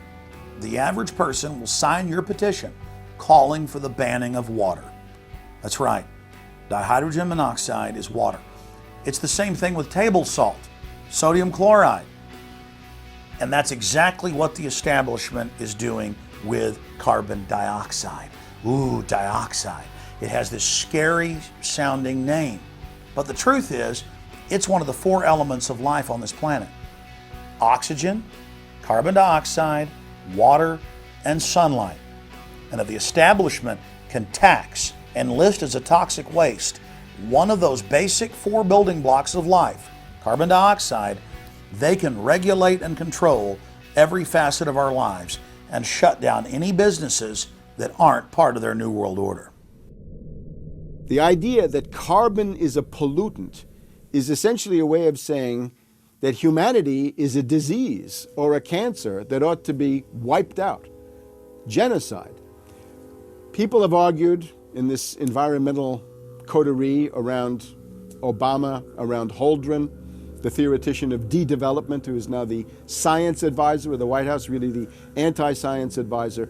They've argued that babies are carbon monsters, carbon machines, and that every time you breathe out carbon dioxide, you're part of the pollution of the planet.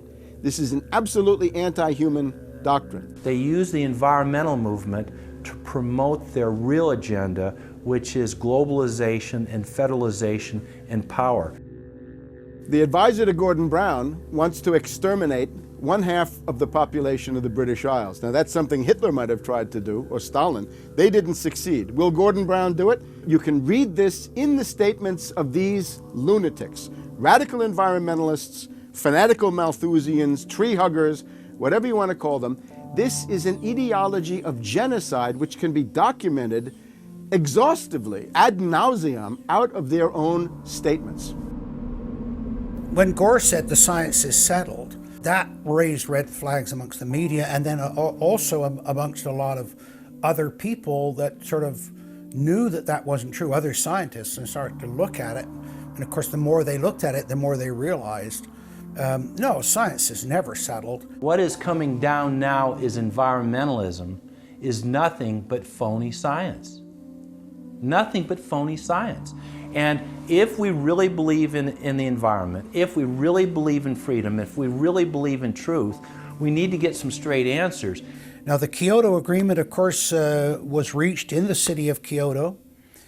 And what was interesting was several things came out of that, but the first thing was that not all countries had to participate in Kyoto, but not all had to take action.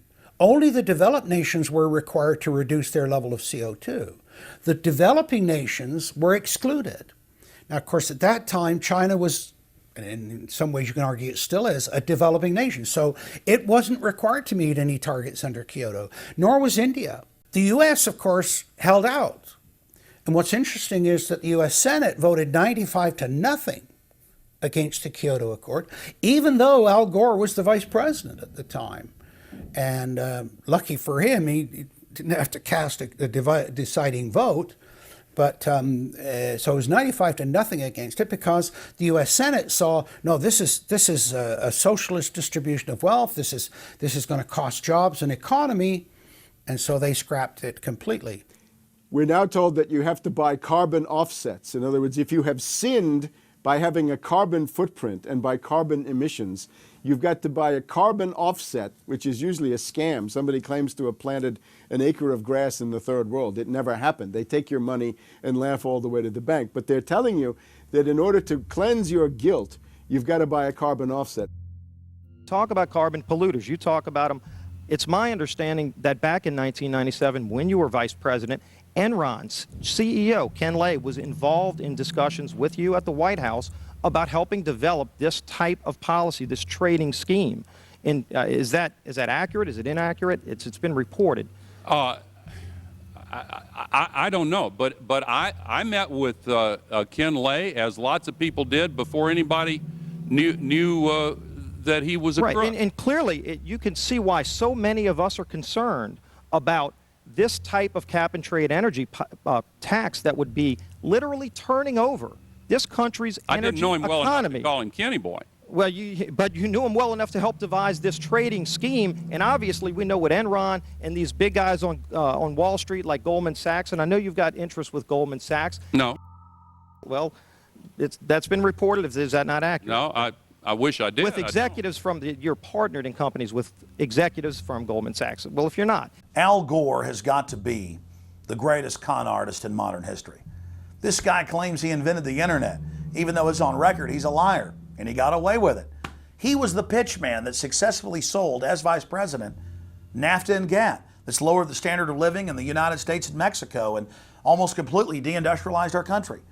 Now he's saying you should pay him and his private company, set up by Enron, a carbon tax on breathing. Look, if you want to buy Al Gore's propaganda, go ahead. But before you do that, you should at least look into the claims he's making. There was a meeting in the White House in 1998 between Al Gore and Bill Clinton, Ken Lay, and Lord Brown. Okay, well, who were these people? Well, we know the president, the vice president. Ken Lay, of course, was the president of Enron. And Enron was a major, major player in the carbon credit, carbon trading. And in fact, stood to make an enormous amount of money out of it. And so it was part of the collapse of Enron. And Lord Brown, of course, was the head of the largest oil company in the world. And they were looking to buy into this, as is happening now, where the energy companies are becoming the big promoters of, oh, we got to go green, we got to go to alternate energies, and all of this stuff. They saw a business opportunity and leapt onto it, and one that would make them look green again. When it came time for the 1,200-plus page greenhouse gas emission and carbon legislation to be voted on, the Speaker of the House, Nancy Pelosi, would not let the Republicans, or even members of her own party, see the bill until minutes before the vote. Republican Minority Leader John Boehner engaged in a rare House filibuster and read shocking section after shocking section from the legislation. I really hate to do this, but when you file a 300-page amendment at 3:09 a.m., the American people have a right to know what's in this bill and have a right to know what we're voting on.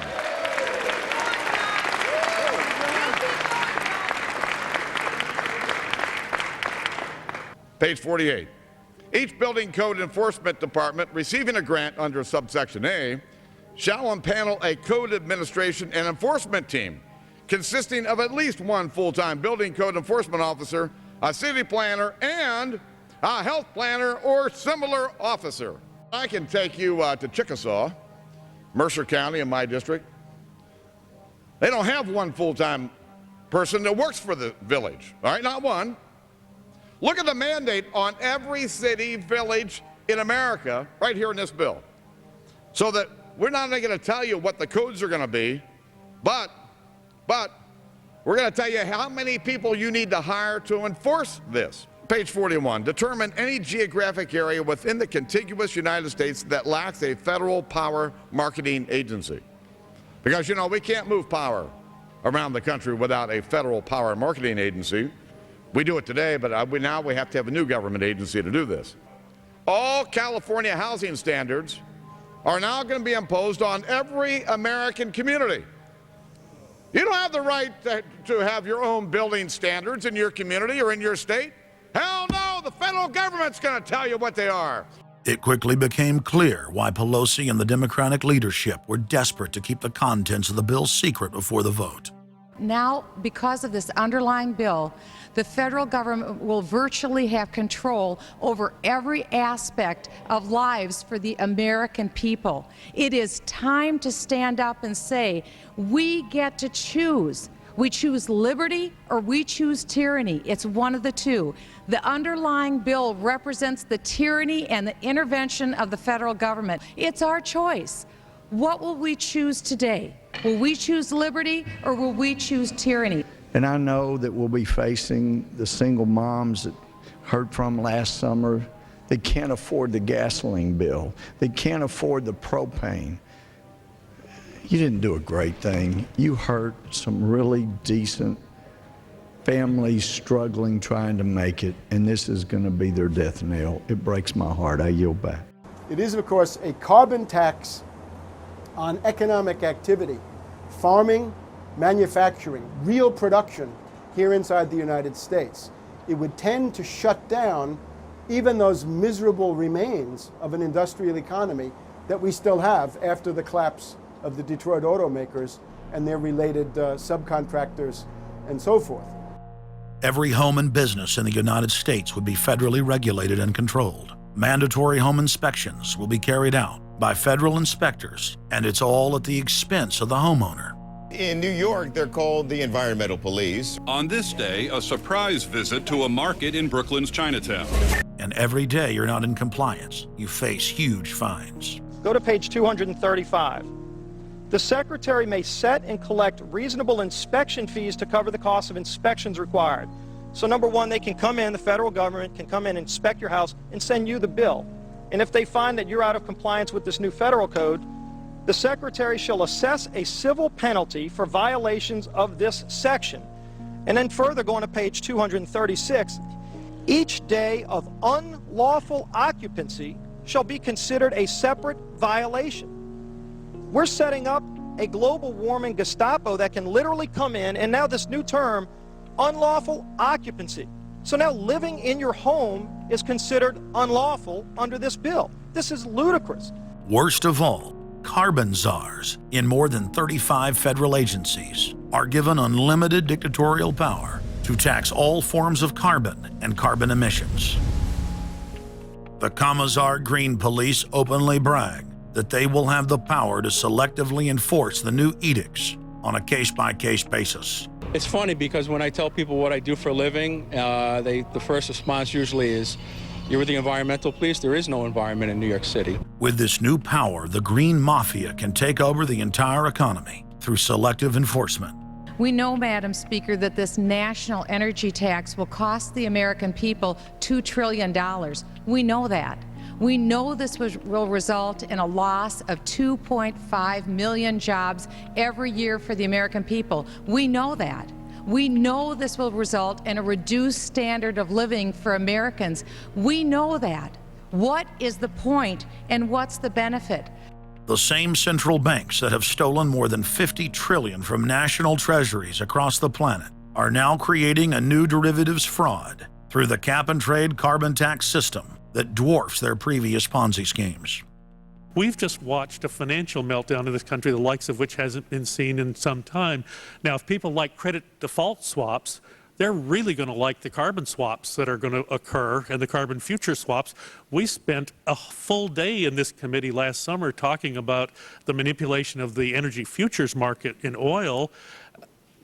We're going to create, I fear, another such system that people who have an inclination to react dishonestly to systems are going to actually have a new opportunity. Is that not a problem? A select group of central banks are lobbying for the same legislation to be passed worldwide. Once the so-called green economy laws are in place, only global megacorporations and their subsidiaries will be allowed to do business. Van Jones, Barack Obama's first green job czar, has stated repeatedly on the record that the new green economy is only a cover for a complete revolution against capitalism and the total redistribution of wealth. But what Van Jones doesn't tell his sad followers is that the elite are bragging that the modern green movement was designed from its creation to destroy the middle class and transfer all wealth into the hands of a super elite. They're not doing this to uplift the poor. No, the goal is to enslave the planet and usher in a new dark age. Every nation on Earth is in the process of, or has already passed, its own set of carbon tax laws and regulations. If their plan is successful, every nation on Earth will not only pay tribute to the powerful world government, but every facet of human life will be regulated by the technocratic global planners. Under the carbon tax scheme, China, India, Mexico, and over 150 other nations are exempt from the global tax system. You see, the bankers already own and control the third world. Their final target is the middle class of the West. Once they've dismantled the economies of the United States, Europe, and Japan, they believe no one can stand in their way. In short, the New World Order is a global corporate takeover. In their global corporate state, there is no room for individuality, sovereignty, or independence. As their program begins to face more and more opposition, lawmakers and supporters of the man-made global warming hypothesis want laws to be passed, making it illegal to question their theories. Recently, the head of Greenpeace was forced to admit that the Arctic and Antarctic ice caps grow in the winter and shrink in the summer, and that this is all part of a natural process driven by the tilt of the Earth and the Sun.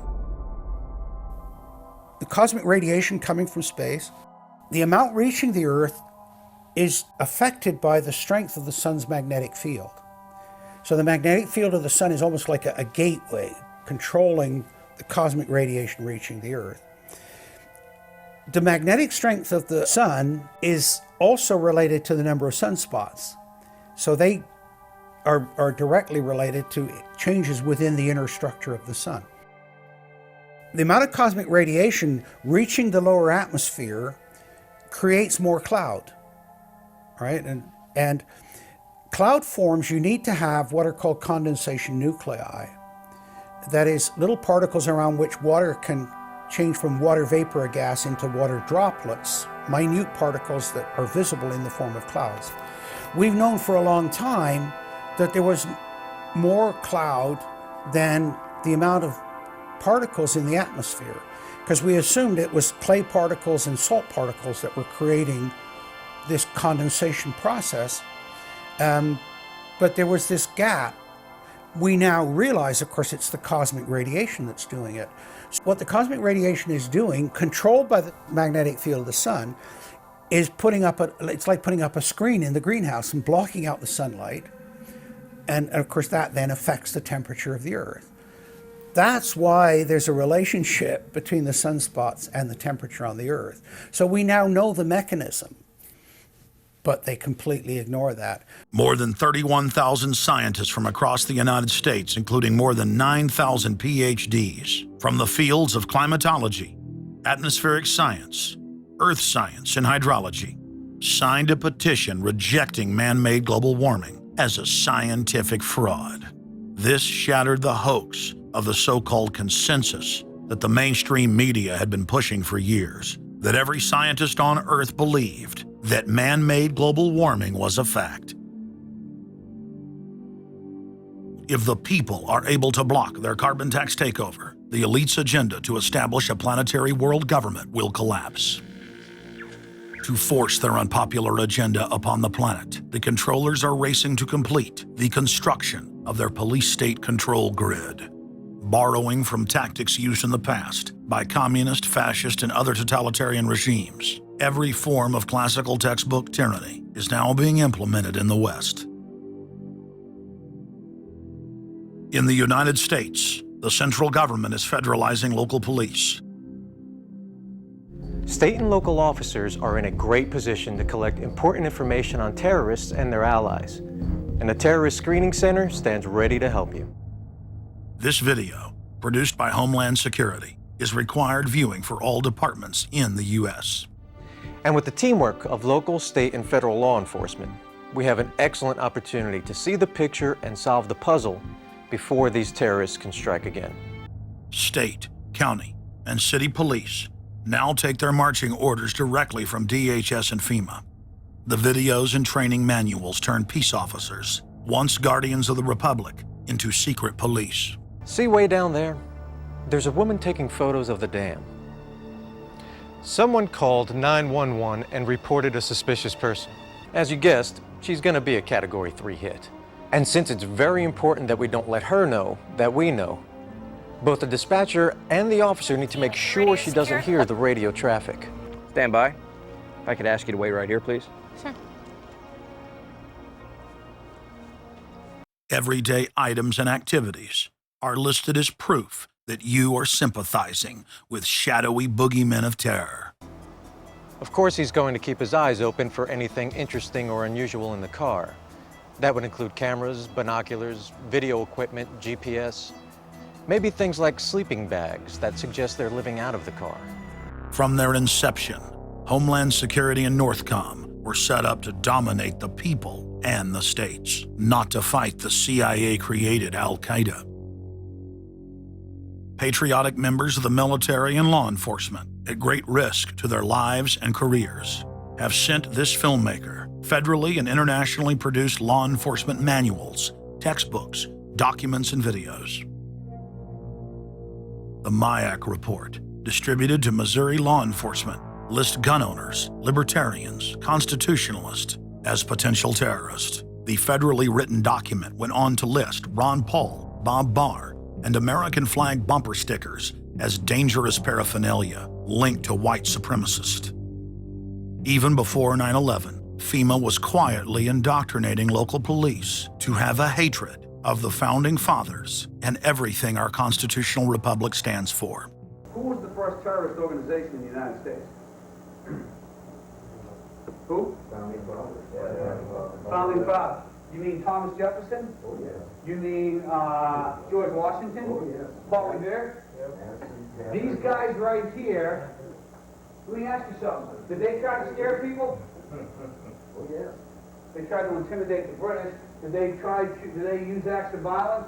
Your founding fathers, my founding fathers, were involved in acts of terrorism against British officials because they systematically had British officials assassinated.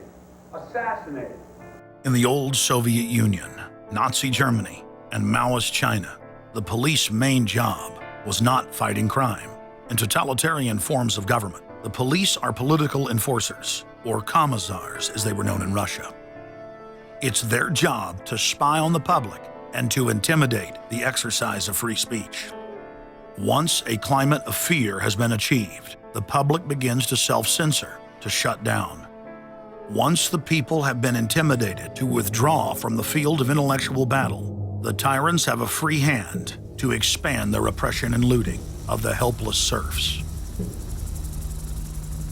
The average man and woman is in a trance. They get home from work, they don't even talk to their children. They turn the television on, and they let those corporate messages set the agenda in their lives. If we want a revolution against these social engineers and the scientific dictatorship, we have to start getting back to basics, having barbecues, knowing our neighbors, loving our husbands and wives, spending time with our children, and getting back to real human culture. This false corporate culture has been superimposed over our daily lives. The public is literally under a trance. We have to somehow reach out to them and break them out of this trance. And as the globalists destroy our standard of living and bring in their police state, a lot of people are beginning to wake up and realize that what they've been told all their lives was a lie. But it's essential that we, the people, are there to reach out to our fellow Americans and our fellow human beings and show them the truth. But the scientific dictatorship needs more than just a secret police network to carry out their plan. Citizen spies at every level of society have been recruited to keep their eyes and ears focused on everything their neighbors and co-workers are doing and saying. More than 50,000 private sector executives have been recruited by FEMA to secretly serve as deputy FBI informants under the InfraGard program. Now there are more than 75,000 preachers serving FEMA in the clergy response teams. Internal FEMA documents reveal that the majority of America's pastors now serve as agents of the shadow government. They are even instructed on how and what to preach. And as KSLA News 12 Jeff Farrell discovered, the clergy would help the government with potentially their biggest problem, us. From my cold, dead hands. Charlton Heston's famous declaration captures a truly American value, the overarching desire to protect our freedoms. But gun confiscation is exactly what happened during the state of emergency following Hurricane Katrina in New Orleans. U.S. troops also arrived, something far easier to do even now thanks to last year's elimination of the 1878 Posse Comitatus Act. That forbid U.S. troops from policing on American soil. If martial law were enacted here at home, public fears and quelling dissent would be critical. And that's exactly what the clergy response team, as it's called, helped accomplish in New Orleans. Jeff, the primary thing that we say to anybody is let's cooperate and get this thing over with, and then we'll settle the differences once the crisis is over. Such clergy response teams would walk a tightrope between the needs of the government versus the wishes of the public. In a lot of cases, these clergy would already be known in the neighborhoods in which they're helping to defuse that situation. For the clergy, one of the biggest tools that they will have in helping calm the public down or obey the law is the Bible itself, specifically Romans 13. Because the government is established by the Lord, and that's what we believe in the Christian faith. That's what's stated in the Scripture. They prepare their flocks like sheep to the slaughter for gun confiscation, forced inoculation, and they tell them that it is a blessing to have their families broken up and put into FEMA camps. Irland, Frankreich, Portugal, Spanien, die Schweiz, Liechtenstein, Luxembourg, Polen, Ungarn, Romania. Adolf Hitler bragged that his most powerful domestic tool, used by the Nazis to control the people, was the servile clergy. And his favorite Bible verse was Romans 13, render unto Caesar. Either you are with us or you are with the terrorists. The scam was launched as a simple bait and switch. The government recruited the public by telling them that they were needed in the fight against Al-Qaeda. But from day one, over 90% of their training and operations focus on demonizing, surveilling, and harassing anyone who stands against their takeover. The Department of Homeland Security calling on firefighters to take on a new role in the war on terror. The idea to be the eyes for the U.S. government when they're inside a home. Now, unlike police officers, firefighters don't need a warrant to go into private houses. And critics say that's where things get sticky. Cable company repairmen, truck drivers, maid services, and hundreds of other professions that go inside homes and businesses without warrants are now on the government's payroll as citizen snitch spies. But Big Brother doesn't stop there. Children are being indoctrinated inside the public schools nationwide to spy on their parents. You can give information without having to give your name. You guys can get paid for good tips up to $200. The New York Times praised public school programs in the United States and England that are training children to report their parents for eco-crimes, like taking a hot bath or letting the water run while you brush your teeth. All of that violates their carbon footprint credit allotment.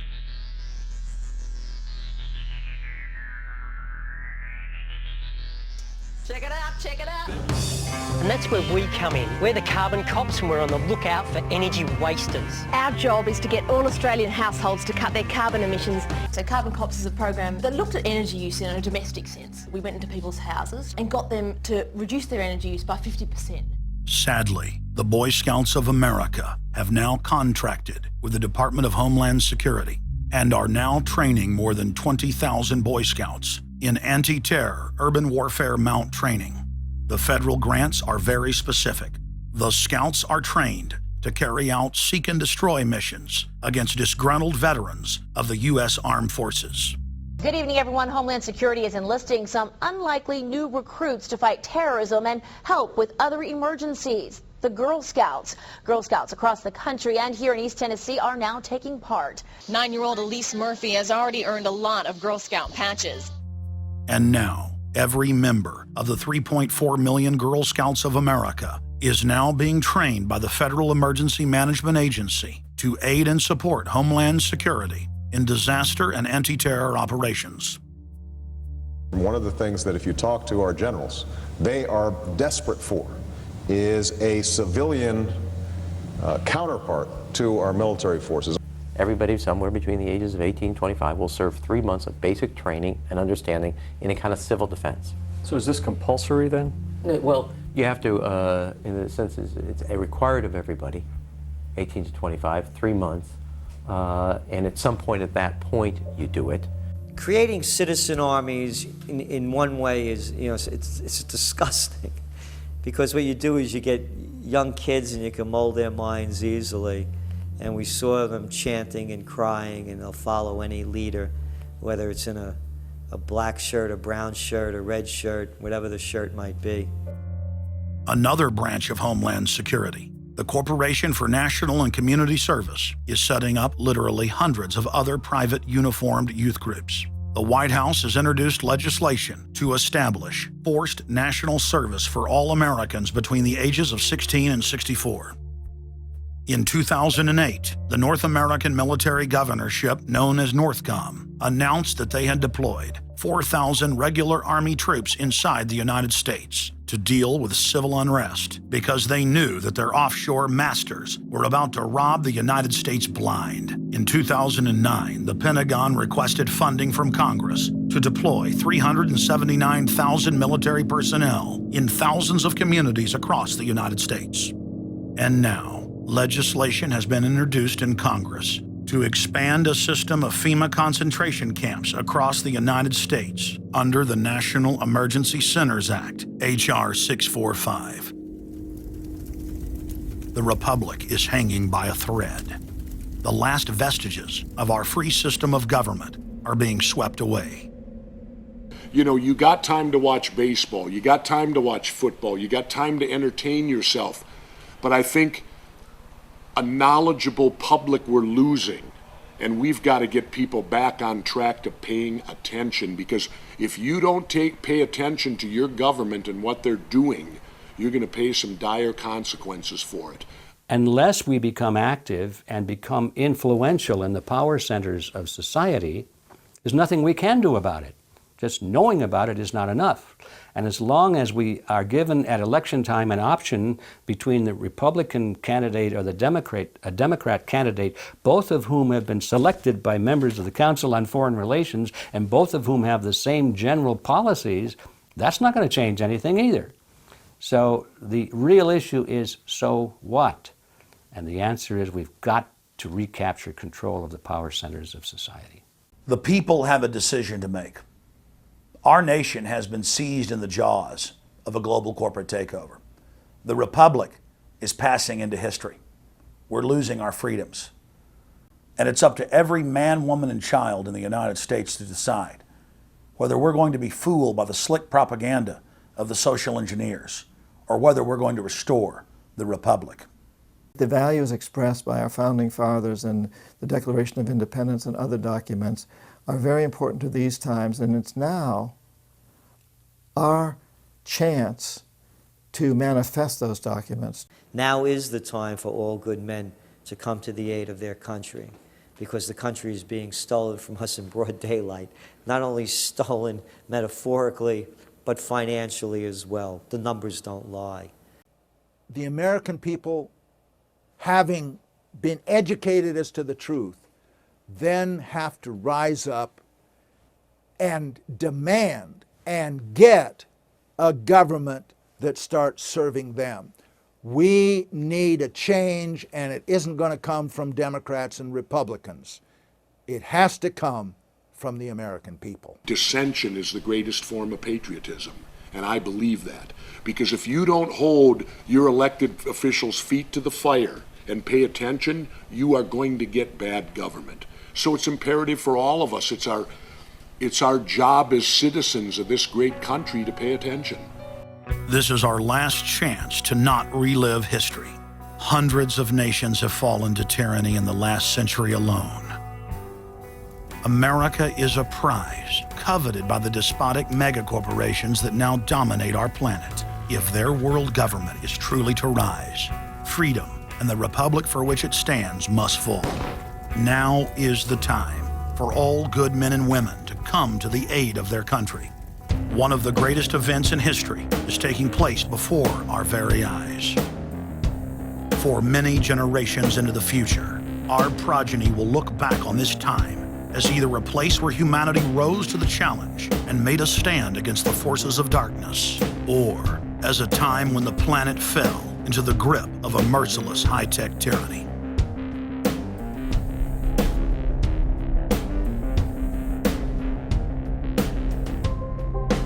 In Part 2 of Fall of the Republic, you will learn the elite's master plan for humanity. But more importantly, you will learn how to stop that plan, reverse the criminal tide, and reignite the flame of liberty on the long march to man's ultimate destiny.